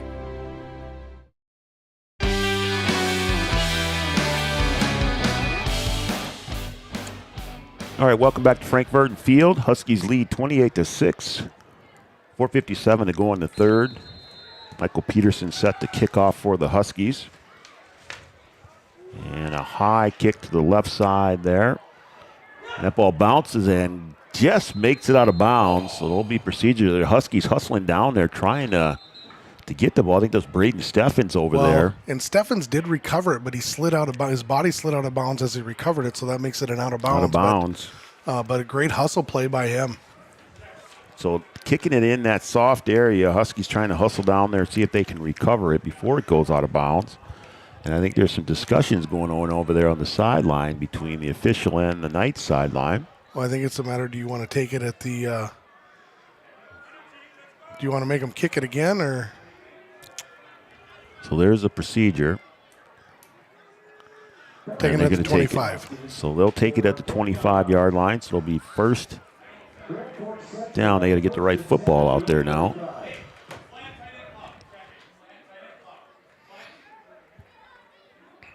So now the Knights will have to get back in action here. They're going to have to do some damage here. They've been keeping the ball on the ground, been successful a little bit. They have thrown it around a little bit. And now trailing 28-6, we might see them go to the air here a little bit more. Ball goes to 35, not the 25. Yeah, they're going to move it here, get it in the right spot. And then they're going to reset the play clock. And here we go. The Knights out of the shotgun. That is Fisher in the backfield. And you've got Martin at the bottom of the screen. Motion man is Thompson. And up the middle for Henry and nowhere to go. And the Huskies have really cleaned it up here in the second half. Well, and Grand Forks Central has changed it up. They're not pulling the guards and getting to the outside a little bit, running that sweep like they did in the first half. Now they're going more power football straight ahead. And the Huskies are ready for that. And now they're going to change it up here. Fisher goes out. And Perales comes in, and he's the one who's really done a lot of damage, really gets going out of the backfield a lot faster than Fisher. So Perales behind, and that's Henry in motion. Lease, drop back to pass. Now flushed out a little bit of screen, little middle screen there, and that's unsuccessful. Trey Malk did a nice job of sniffing it out. He was almost able to come up with the interception. It bounced before he could get to it, but great play by the Husky defense, smelling that out, and it's going to bring up third and about 8 or 9. And so far here in the second half, it's looked like a totally different Huskies defense as what we compared to what we saw in the first half. Well, they're getting off blocks a little bit better, and they're playing a little more downhill and able to make some plays. So Lease will come in from the sideline with the play. And Perales still in the backfield. He'll be on the left side. Martin at the bottom of your screen. He'll drop back to pass, looking Martin's way now. Looks back to the right, hit as he throws. That was Brushard. Was that Brushard or? And I think that I thought it was 19 coming off, but I could be wrong. I'm trying to see the number when he turns. I thought it was Brushard. That was 16. That was Doctor coming off the edge. So great job by him, and he altered the whole throw and wasn't able to get it down the field. So the Knights will have to punt again. This will be their second punt here in the second half. And the Huskies defense holding nicely. Oh, fake. A little fake with punt a reverse, and here he comes back to the outside. That's Martin being chased, and that's going to be Doctor who had him and then let him go. Martin's still on his feet. I think he's short. He didn't get the first and down. He got close, and Doctor had a chance to bring him down, spun him around, and then he got loose. He did, and Michael Peterson made the save because he was out of bounds short of the line. He had to get to the 45. Yep, and it's a turnover on downs, and the Huskies survive. Because he got to the 44, and but Michael Peterson came up with that saving tackle there. But yeah, Doctor had a shot at him, and what looked like initially it was going to go huge. The Huskies were able to close it down. Well, Martin certainly has the wheels. He showed that on the screen pass. And Michael Peterson with the saving tackle there, and the Huskies turn over the Knights again on downs after the Knights try a little trickery. And the Huskies are able to shut it down. So back to the Huskies. They'll go back to the shotgun. Malk in the backfield to the left. Gilbert's in the slot here at the bottom. They give it to Malk, working his way off the right side, and a big pop there. That was a big pop. That was Corbett was there who stood him up, but there was somebody else who came in and applied the pressure. I think that was Feldman that came in and laid the big hit. So 2nd and 9. Trips will go to the top of the screen with Steffens at the bottom. Well, still a big cushion down there. Malk to the left of Kubala. Waiting for the snap. He'll give it to Malk. He'll go off the right side, bounce off after the first tackle, and get out towards the 40-yard line. We'll bring up 3rd and about 6 for the Huskies here. So 3rd and 6 will certainly be 4-down territory for the Huskies. Well, 3 minutes to go. Huskies lead 28-6, 3rd and 6 from the 40-yard line.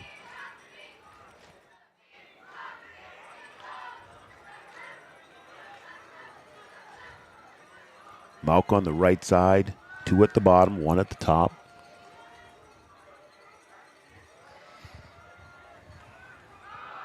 They'll hand it to Malk. He'll try and get to the outside, running for the sticks. Now trying to turn the corner. He does, and just had one man to beat there. And I tell you what, it was a nice play fake by Bjorn coming this way. And after Malk got the ball, he kind of hesitated like he was carrying out a ball fake, and he didn't have the ball, and then he just accelerated around the outside. And Snyder saved that touchdown out there. And for those wondering, Breckenridge just won their volleyball match 25-23 in set 4. So Breckenridge will advance. They'll go on to compete in the subsection finals. That'll be in Fergus Falls, and that'll be on Tuesday night. And we'll have coverage from Fergus Falls of the Cowgirls as they try and continue their run to the state tournament. I think Wahpeton's going to take a timeout here, or does it delay a game? Delay a game. Yeah, the play clock ran out, so it's going to be a delay a game here on the Huskies. And this will be time to bring up our Studio 22 Designs shout-out line. Studio 22 Designs is women boutiques clothing, gifts, and custom shirts. They're open late until 8 p.m. on Wednesday nights right here in Wahpeton. So if you want to shout out, you can send me a text at 701-428-2415. And we will give you a shout out. Let us know where you're watching from and who you're cheering for. Kubala will send it out. I think that's Steffens there. That was Steffens on the grab. Another quick slant to Braden Steffens. That play's been successful, whether they go to Gilbertson or Steffens. And Steffens picks up about 3 yards there, 4 yards there. Well, they had the delay of game, so it was about 8 yards. Oh, 8 or sorry, 9 yeah. yards. I'm looking at the marker over there. So and Dirks was right there on the tackle as he caught it. So they'll get to 2nd and 7 here after the gain by Steffens. And go more to a traditional shotgun with the 2 backs there now. And they'll give it to Malk. He'll go off the right side, got a lead blocker out in front, trying to turn the corner. A little stutter step, and now he'll work his way in the end zone. Trayton Malk with the shuffle into the end zone. I think we have a flag, so I don't know if it's going to stand. We'll have to see. Holding on the Huskies. Holding on the Huskies. That's going to come back, and that's going to negate a nice run by Trayton Malk. And it was a very similar, it was the exact same play that they scored. They had the big run on earlier, just with the 2 backs, but just a nice little shuffle, stutter step there. Well, it was a great move by him. So, but now instead of touchdown, we're going to be looking at about 2nd and 17. Well, it goes from the spot, so it's going to be 2nd and about 12. 13. So it's going to be 2nd and 13 from the 23-yard line, just outside the Amanda Frederick red zone. Trey out in open space is just unbelievable. It's just tough to bring down one-on-one. So Kubala will wait for the snap here. He's got Malk to his left side. And he'll hand it to Malk, and he'll bounce up the middle and then to the outside. And how about, hey, just give it to me again, and I'll work my way down there. And Trayton Malk just short of the goal line. Now it was just a little counter play. He started going across to the right, and they had the pulling lineman, and he cut in right behind him off the left side, just a little counter play. And just so fast and so shifty. Well, his acceleration is just unbelievable. He goes from 0 to full speed in no time, and just got Grand Forks Central over pursuing a little bit, and that cutback was right there. So a 21-yard gain there. That'll be 1st and goal from the 1 for the Huskies.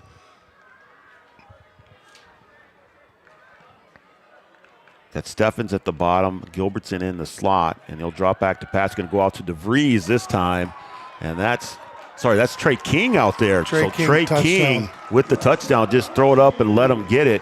So Kubala to King for the 1-yard touchdown. And I believe that might be the freshman's first touchdown. Nice pass from Bjorn Kubala to Trenton King. That's those basketball instincts. Go up and get it. Well, he just threw it up high, and King just went over top of the defender to get it.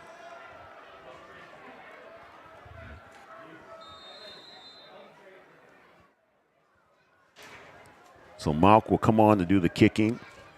Kubala will hold with 32 seconds to go in the third. And that one's up, and that one is good.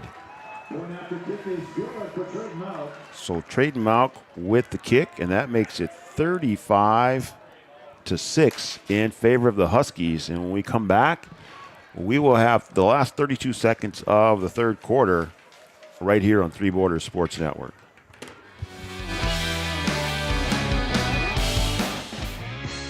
The folks at Tyler Farm Supply understand that farming is hard work, and that's why they only offer durable and reliable short-line farm equipment that you can depend on.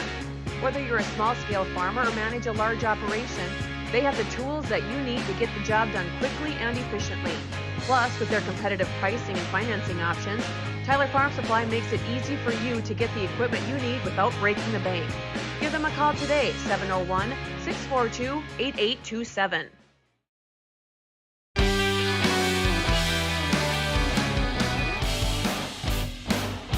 Well, the Huskies are starting to turn it on here. They lead 35-6 with 32 seconds to go here in the third.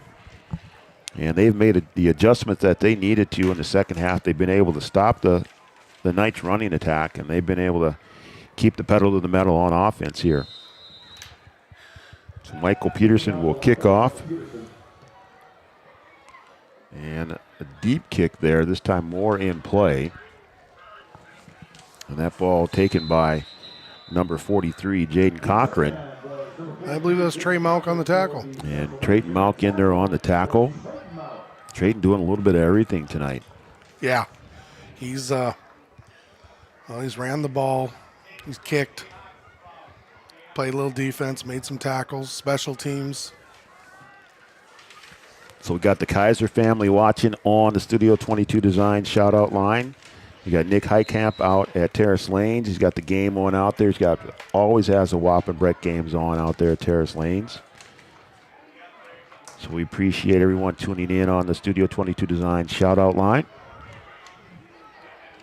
So Lease waiting for the snap. He'll throw it out to Martin, and Martin trying to make his way on the screen, and he has nowhere to go as the Huskies wrap him up right away. And like I said earlier, the Huskies defense has really made the adjustments that they need to in the second half, and they've shut down this attack of the Knights. They have. And that one, I didn't see if it was Peterson or who it was, but just grabbed a hold and held on and waited for the cavalry to get there, and did a nice job of bringing him down.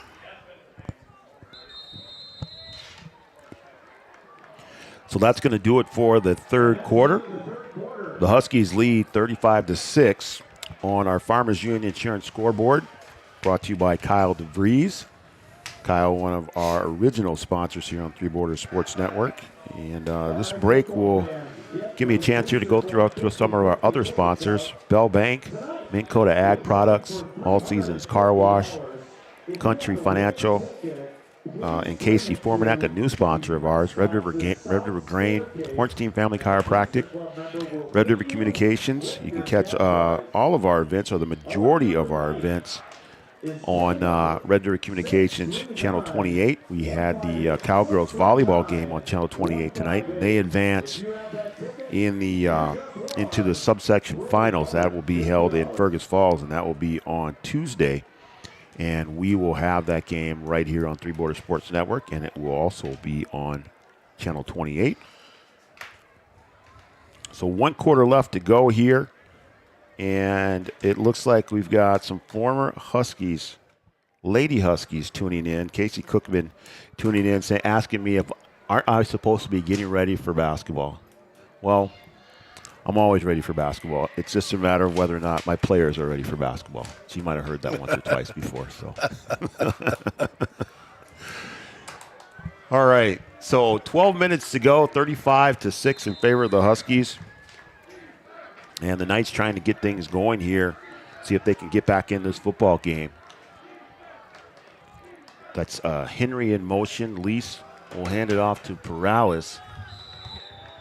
And he'll make his way just for a short gain. And again, the Huskies have been able to stop this running attack in the second half. The adjustments that Wahpeton made at halftime have been very good. And but again, I think some of it is too and the thing is this is the thing that Wahpeton has had trouble stopping the last few weeks, was that straight up the middle pounded football. And but Central's kind of went from that outside sweep stuff to the power straight ahead football.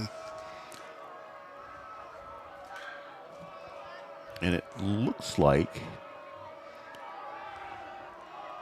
the Knights have made a change at quarterback. That's number 15, Brody Schneider, in at quarterback. And that ball was thrown out to Quante Henry. Omar Martinez was the first one there, I believe, for the Huskies. Michael Peterson on that tackle. Yep.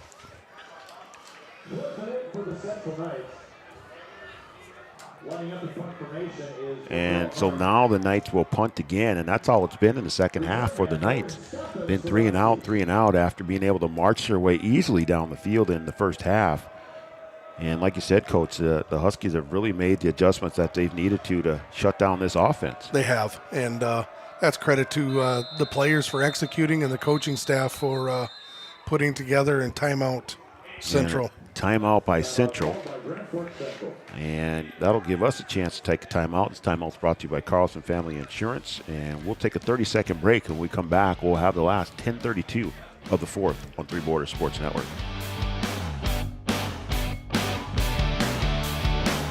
Every business begins with an idea. With dedication, hard work, and high-speed broadband, that idea can grow into something giant. The member organizations that form BAND are proud to support North Dakota businesses every step of the way, from the soil to the stadium.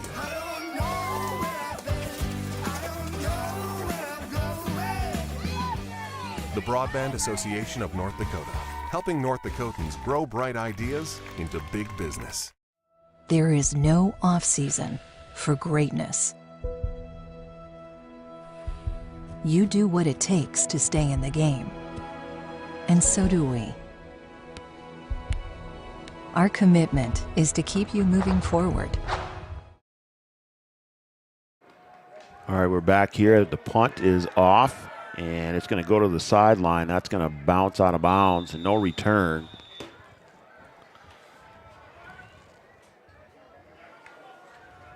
And the Huskies will take over at about the 38-yard line. We also got George Sanchez checking in on the Studio 22 Design shout-out line. Joe Schreiner giving us the update on the Cowgirls, which we've talked about already.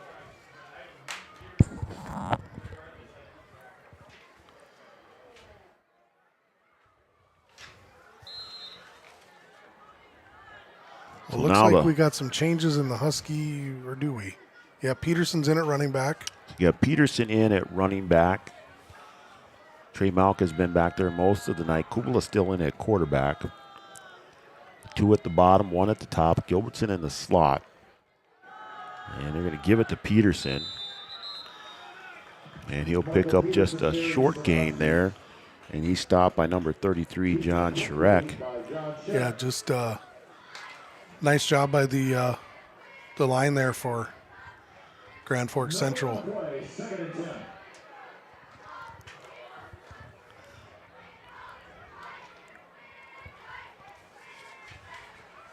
So 2nd and 10 from the 38-yard line, so no gain there.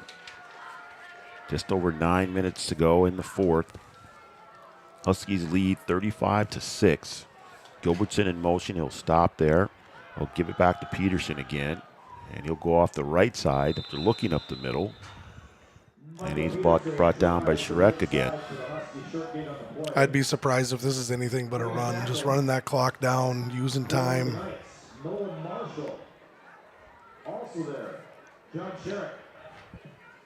I mean, you've got the lead. You can afford to take your time here. You can run the ball, keep it on the ground. Your defense has done its job. I think you feel comfortable giving the ball back if you need to. You can play field position here. You haven't punted all night, but you can punt if you don't pick up this first down. And you can pin the Knights if you want to or try to. So Peterson's still in the backfield. They'll give it to him again. He'll go up the middle. He's missed and then able to pick up about 4. Still trying to move forward. And now all the Knights are trying to bring him down, and then they finally blow the whistle. You know, you're going to be sitting, 4th and about 2? So Logan Voorhees there, number 40 in there on that tackle, along with a host of Central Knights. And you got 4th and 2. Now you're in the position where you can go for it. And I think they will. I think you run this down and maybe even, they're signaling it now. So they're going to go and. At 12 on the play clock. Peterson next to Kubala in the shotgun, 2 at the bottom, 1 at the top. Got DeVries at the tight end position. They snap. He drops back to go out to the flat and just missed. And I think that was Steffens out there. I think Bjorn lost track of the play clock, and he was kind of rushed in his motion and. Yeah, just the whole sequence was just the timing was off. Once he started to rush, it just rushed everything when he was trying to throw the ball out there, and that ball was thrown short. And I think he just wanted to get out there as quick as possible because he had the 2 yards if it's there, and it just. But that might be the first bad. I wouldn't say bad throw, but the first way off throw he's had. And that's the first turnover and downs for the Huskies tonight.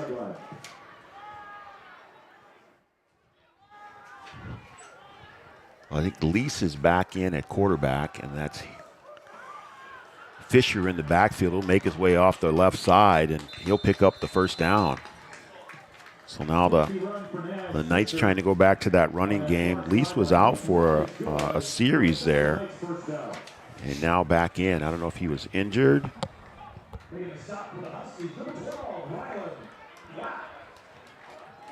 So Ryland Flack making that stop on Fisher.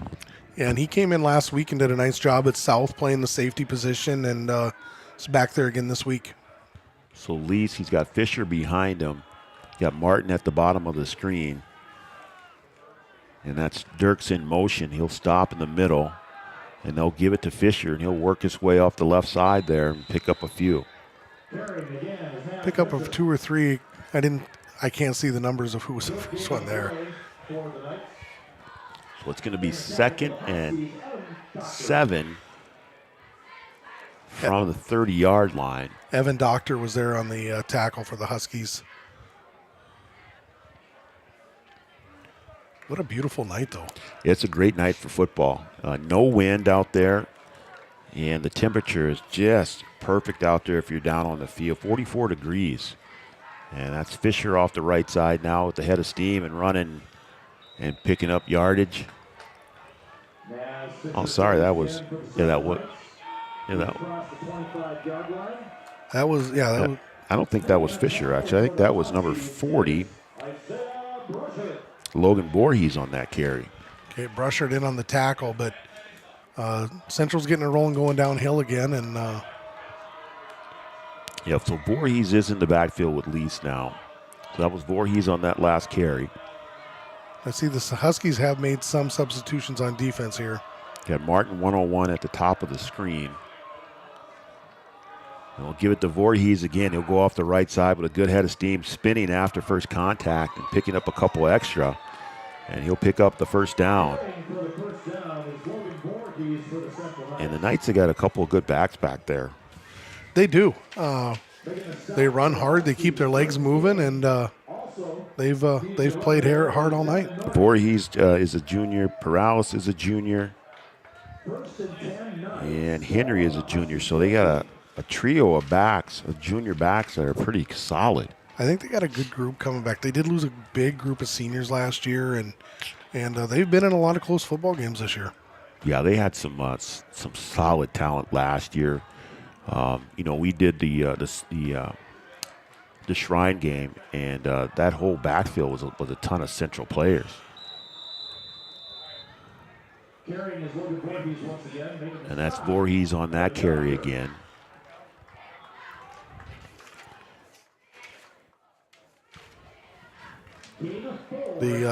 So 5:22 to go, 2nd and 6 from the 10-yard line, and they've made their way into the red zone again, the Amanda Frederick red zone. I believe the last two quarterbacks at Grand Forks Central are the quarterbacks at Mayville State now, both playing a lot and doing well. Well, they really threw it around a lot last year. They had Kuntz out there, Eric Pay. So that's solid. Here's that reverse. There's a reverse. There is a flag Martin, down. I didn't see what it is. Early. It might be illegal formation. And that was Martin. They like to get that ball to Martin. He's got those wheels, and I think that's on the Knights. And that's going to be a false start. I think it was illegal formation. They didn't have enough guys on the line of scrimmage. And you could see the frustration from some of the Central players there.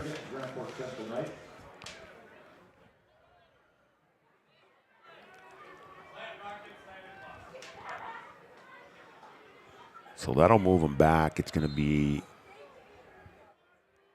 at about the 15-yard line now. And 2nd and 11.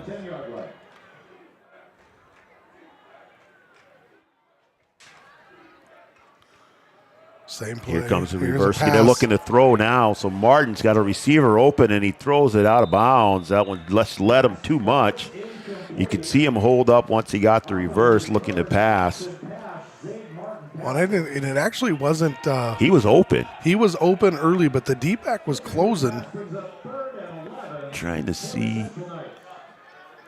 Is that Steffens down there? No, I'm trying to see who they were trying to. They were trying to throw that to Dirks as he was coming across. He was open in the corner and just ran out of room.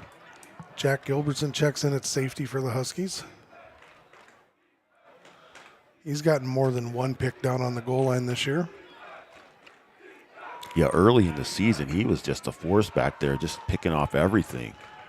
So Lease waiting for the snap, and that's Voorhees behind him. He'll roll to the right here, and he's going to be pushed out of bounds. He's going to lose a couple yards. He'll lose a little bit. Maybe just a yard. And he was pushed out of bounds by number 50, Chase Marsh, and Isaiah Brushert. Well, nobody bid on the play action that time, and the Huskies had their ears pinned back, and they were coming.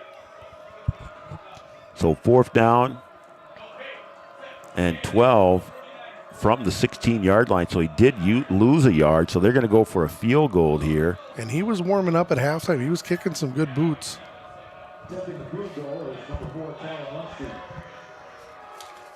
So Lunsky trying the field goal from 30 yards out. Yep.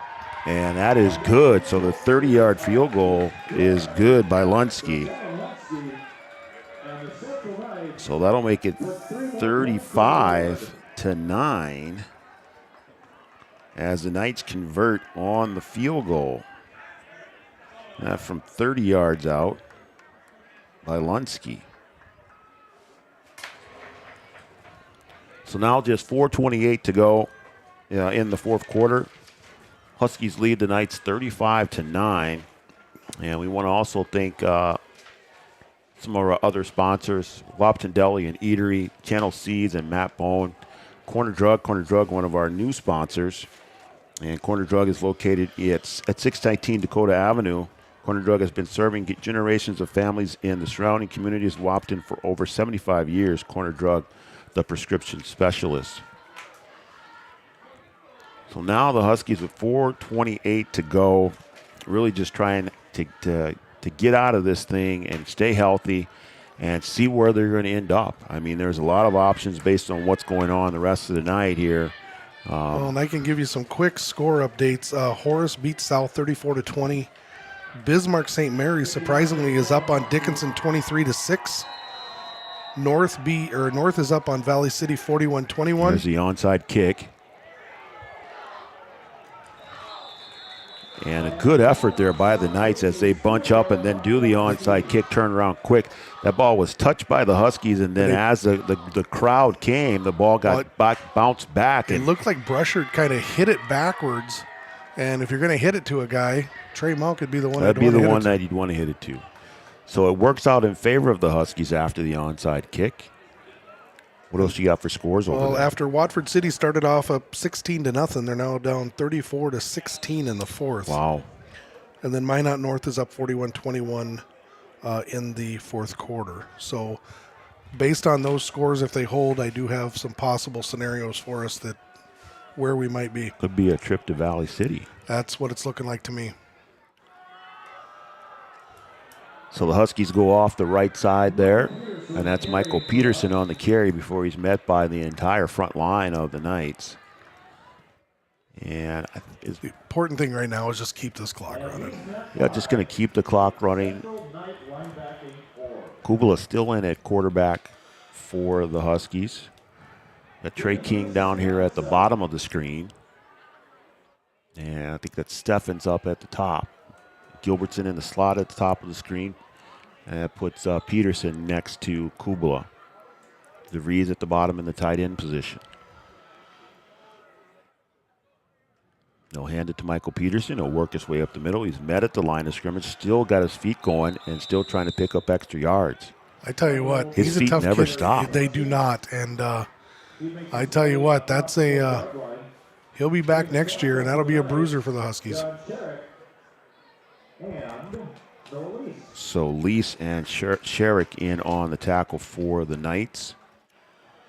Don't get in a hurry. Probably shouldn't snap this until there's 2 or 3 seconds left. Yeah, you got about 20 on the play clock, 3:09 to go here. Use every second you can. And you'll let this thing run down as far as you can. There's play clocks on both ends of the field, so Bjorn can see what's left. And he'll take the snap. He'll give it to Peterson. He'll make his way through the line, and now he's got a little bit of room. And he's going to try and squirt down. He's going to get down to the 30-yard line. Michael Peterson showing a little bit of the speed there. I tell you what, that is, as Coach Ringdahl always called it, he'd be proud. That was called driving the caddy. Got against the lineman, had his hand on his back, and just let him lead the way. And he kind of steered him and cut off his butt when the opening happened. So Coach Ringdahl always called that driving the Cadillac. He had 2 to beat there and just couldn't get past him, but a nice gain to pick up the first down. And a good burst by him. Yeah, he came through the line, had to do a double take, make sure that wasn't trading with the ball. Andrew Schultz in for the Huskies right now. Number 45. And they'll give it to Peterson again. Peterson had a nice little jump cut in the backfield. Looked like... I think we got a Knight down here. Fisher made a nice move, kind of came on the blitz, and Michael made a nice little move in the backfield just to get a 1-yard gain. So we've got a Knight down on the field. We'll take a break, and when we come back, we will have the last 2:03 of the fourth quarter here. The Huskies and the Knights. Huskies lead 35-9.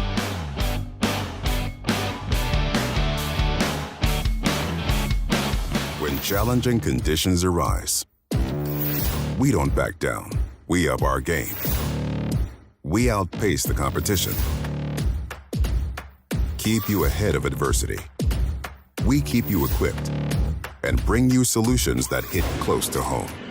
Channel leads the field so you can rise above. See how at channel.com/rise.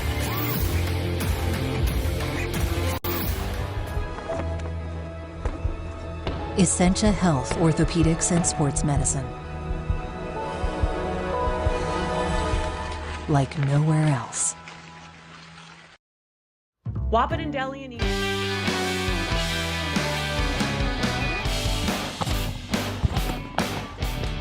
So the injured Central Knight makes his way off the field. That's Carson Corbett, as he's helped off the field there.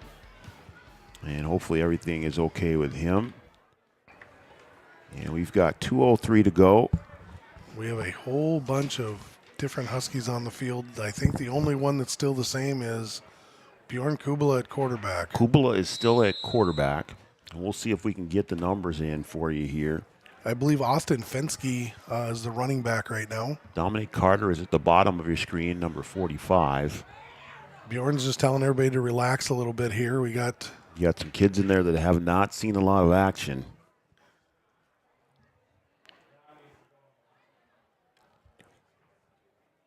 Andrew Schultz is in there at the tight end position at the bottom of your screen there, just off the line.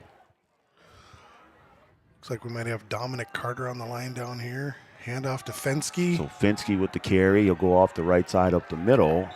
Nice gain. Fall forward, a nice gain.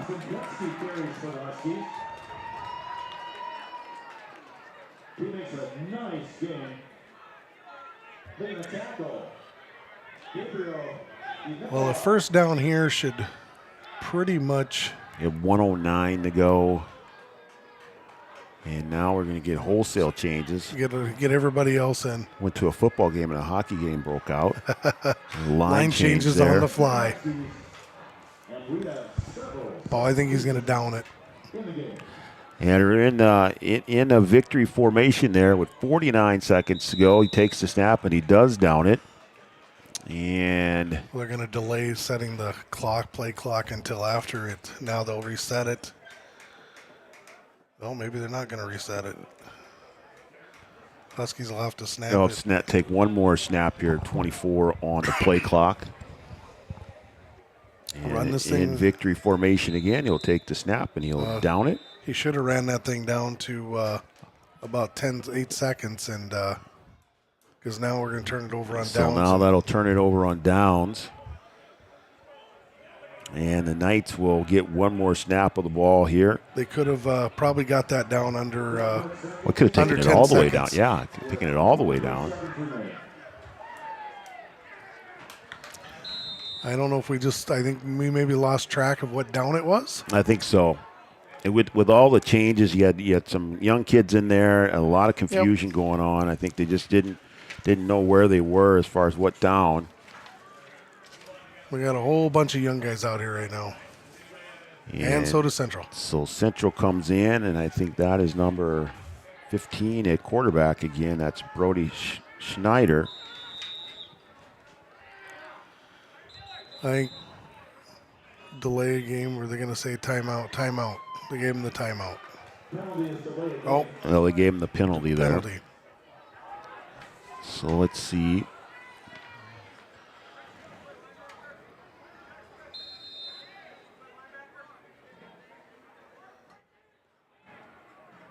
So the Knights will line up one more time here. So Voorhees is behind Schneider at quarterback. And we'll see if they really run one here. Waiting for the snap. Schneider takes, he's going to drop back to pass. He'll look to his left and let it go. And that ball will fall and hit the ground when you have a penalty, and that's going to be on the defense. So we're probably going to get one more play here. Well, there's 16 seconds left. Looking for Tyson Vanyo out there. I can't see the number who was on the coverage, but just got to turn his head. He had his hands on him a little bit, but I think if he gets his head around, that's probably not a flag. So pass interference on the Huskies. Still 16 seconds to go. We're trying to finish this thing up.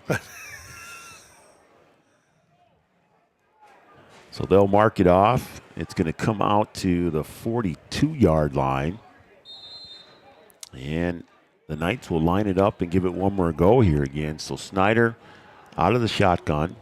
Had Vanyo at the top of the screen. Voorhees behind him. And he'll drop back again and look to his left, and he'll let it go. And a little contact out there again. And I think two players going for the ball. That one, they both had their heads turned. And that's Vanyo out there for the Knights. And that's going to leave 10 seconds on the clock. Could see he was in coverage for the Huskies.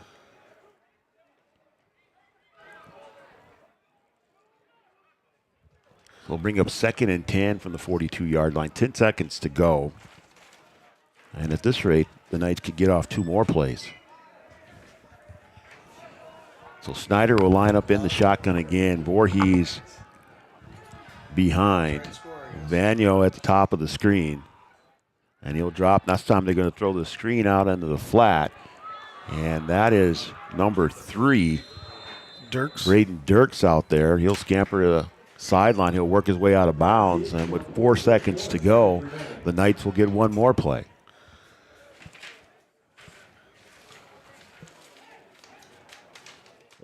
Well, you're going to go until the end. Well, that's what you're going to do. I'm going to do. If it's me, I'm going to keep following you. I'm going to send you the free throw. I'm going to try and extend the game.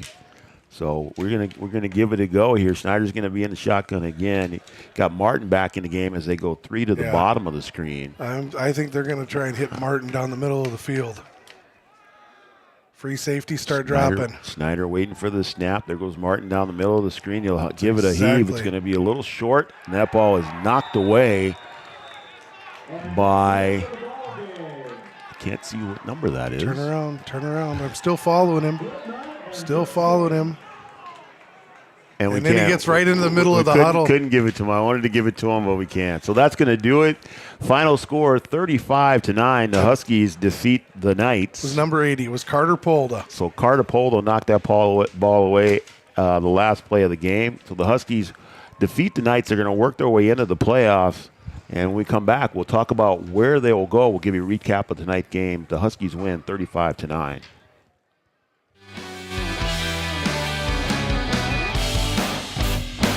Serving delicious deli staples paired with great service and friendly staff. They use the best ingredients and provide a great atmosphere. If you have an office party or an at-home celebration, Wahpeton Deli and Eatery can help with your next event. And now you can order online for in-store pickup. Check it out at wahpetondeliandeatery.com or call 642-3639. With Motors in Wahpeton, we make sure that when you need a vehicle, we'll find the perfect one that matches your lifestyle and budget. Like the eye-catching Chevy Equinox, the powerful, always dependable Chevy Silverado, or the rugged, hard-working GMC Sierra. Since 1960, Smith Motors has provided an excellent automotive buying experience. From low-pressure sales to high-quality service, our customers always come first. Find your new Chevrolet or GMC today at Smith Motors. Small-town friendly, big-town deals.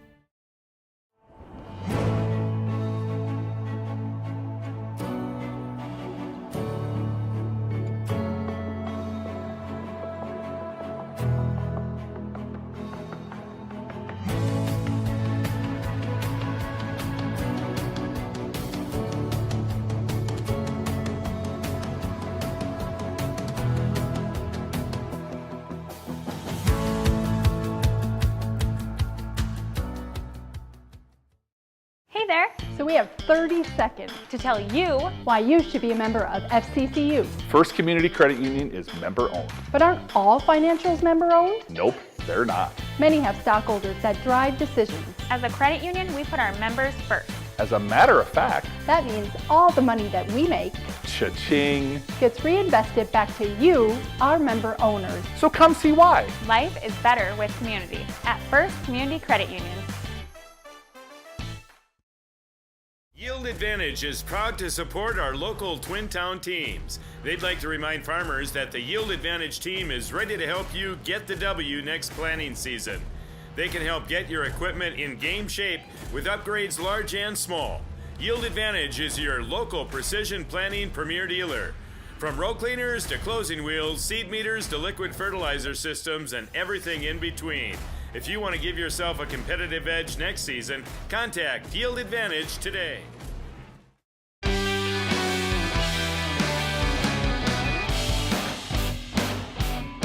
Welcome back to Three Borders Sports Network.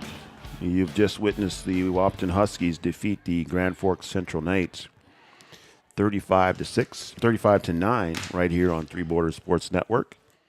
And we want to welcome you to the postgame show. The postgame show is brought to you by First Community Credit Union. Make your dreams affordable with competitive rates and flexible terms with our products, FCCU. We bank there. You should bank there too. That's what we like to say. Sounds like a plan. All right, so a good night by the Huskies. You know, we had some concerns about the run game of the Knights, and the game started off. The Knights really kind of had their run game going, but the Huskies are the ones who got off going with the fast start on that 55-yard touchdown run by Trayton Malk. They got the score to 6-0. And then the Knights, like I said, they answered. They marched right down the field. They got an 11-yard touchdown run from Anton Perales. That made the score 6-6. And then Malk bounced back with a 10-yard touchdown run. And we had the 2-point conversion, Kubala to Steffens, 14-6. And then the rest of the scoring for the rest of the night was going to be all Huskies. Had a touchdown pass, Kubala to Steffens in the second quarter. That was a 2-yard touchdown pass. There was a 42-yard run by Trayton Malk that got him down there to the 2-yard line. That made the score 21-6, and that was our score at the half. And then we asked, or we wondered what kind of adjustments the Huskies were going to make at halftime to try and stop that running attack. And they come out, turn the Knights over on downs, and then they get right back to business. They work their way down there to the 10-yard line, and Kubala to Steffens again, and that made the score 28-6. And then after that, the Husky defense turned around and able to get the Knights off the field, went back to the air, Kubala to King on a 1-yard touchdown run. That was after a 20-yard run by Malk again, made it 35-6. And then the last scoring of the game was actually a field goal by the Knights, and that was by Talon Lunsky, and that made it 35-9, and a 30-yard field goal by Lunsky, and that was the end of our scoring, Coach. A good night by the Huskies offensively, and the second half a good night defensively. Absolutely. And in the first half, they bent, but they didn't break. They gave up the one touchdown, and then the second half, they did what they needed to do. When we were on offense, we stayed ahead of the chains. We didn't get behind them. Those keys to the game that Coach Gilbertson talked about, we took care of, and we stopped their running game. It got them forced to throw the ball a little bit, and great night by the Huskies. Thank you to the seniors. This will be the last home game they play here, and great job to them. Yeah, it was senior night here. It was military appreciation night. Had a lot of things going on. And for those seniors to play their last game on this field, to get that win, I mean, there's nothing better as a senior to go out on a win on your home field. Oh, absolutely. Just the feeling, being with your teammates, everybody else, and being able to go down and visit with your family afterwards. So now the Huskies will move on, and they'll make their way into the playoffs. They'll be the 3 seed. And what does that mean now that they're going to be the 3 seed? Based on everything that's going on tonight, we had some scores from the West. Jamestown was on top of Watford, 34-16. St. Mary's was leading Dickinson 30-6, and Minot North, that's the game that we really wanted to pay attention to, was ahead of Valley City 41-21. And Minot North ended up winning 42-21. Less than a minute to go, or about a minute to go. Bismarck St. Mary's is still up 30-6. That is a key one there. Since St. Mary's beat Dickinson, if I'm scrambling at this, but I think that the seeds out west will end up, after conversations with some of the coaches, with the way things are going tonight and Jamestown winning, I believe North will be the 1 seed. Valley will end up being the 2 seed. And that's because St. Mary's beat Dickinson. So Jamestown will be the 3 and St. Mary's will be the 4. Right. Had Dickinson won, then Jamestown would have been the 2 seed, and I think Valley City would have been the 3 Valley City would have fell to the 4. Yeah, there would have been some tiebreakers there because everybody would have been 3 and 2. So that really if Dickinson would have won, Valley City would have fell all the way to 4. That's just crazy. So right now, preliminary, please don't call me and tell me I'm an idiot if this is wrong, but projections look like we'll probably be going to Valley City next week to open the playoffs. And now all seeds tell you is who's at home. Yeah, I mean, you just have to go out and try and play solid football. In the East, it looked like it's going to end up Red River 1. They're going to finish undefeated. Horace 2. Wahpeton will be the 3 seed, as we mentioned. And then Devils Lake will be in that 4 spot. And now you make it into the playoffs. You live to fight another day. You get a new season. And you just have to see what happens. You get a rematch with Valley City, a team that you beat 33-27 on your home field.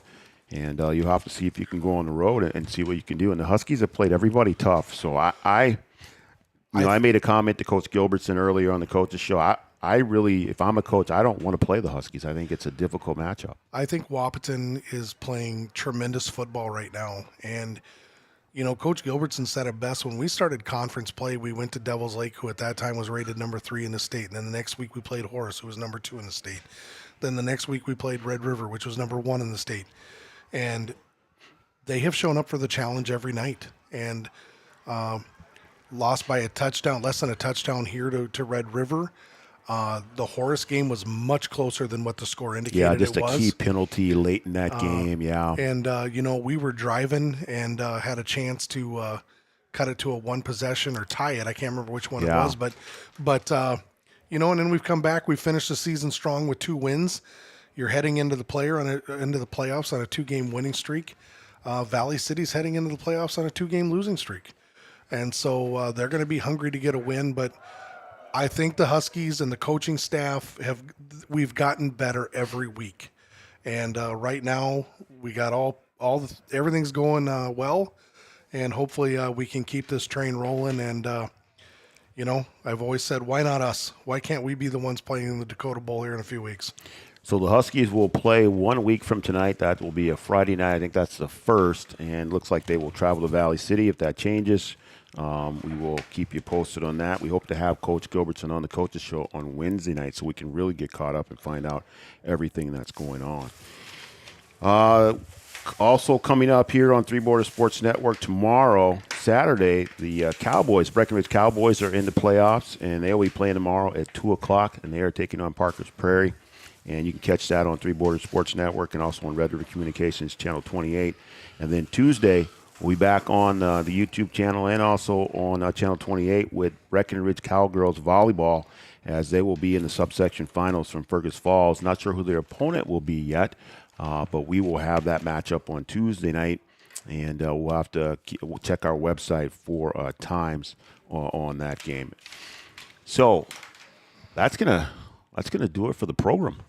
Tell you what, it's been a fun year. I thank you for having me. I've enjoyed it, and it's been a lot of fun. You know what? You've done a great job, and maybe we'll get you on the payroll. Oh, wait a minute. We all work for free. Can I get paid twice what I got paid last time I did this? Yeah, you can. We'll give you a raise. We'll double what we gave you last time. That's fantastic. There you go. We appreciate it, Mike. Thanks. I appreciate being asked.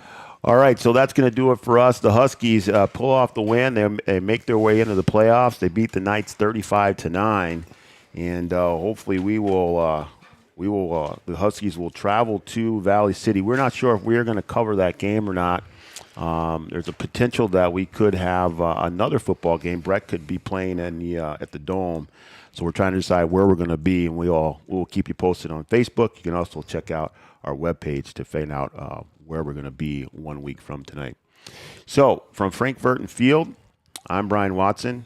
Mike McCall, we want to thank everybody, thank all of you for tuning in tonight, and for everyone else here at Three Border Sports Network, Joe Schreiner, Adam Schreiner down on the camera tonight, Camden Yards. We want to thank you for tuning in, and we hope to see you down the road.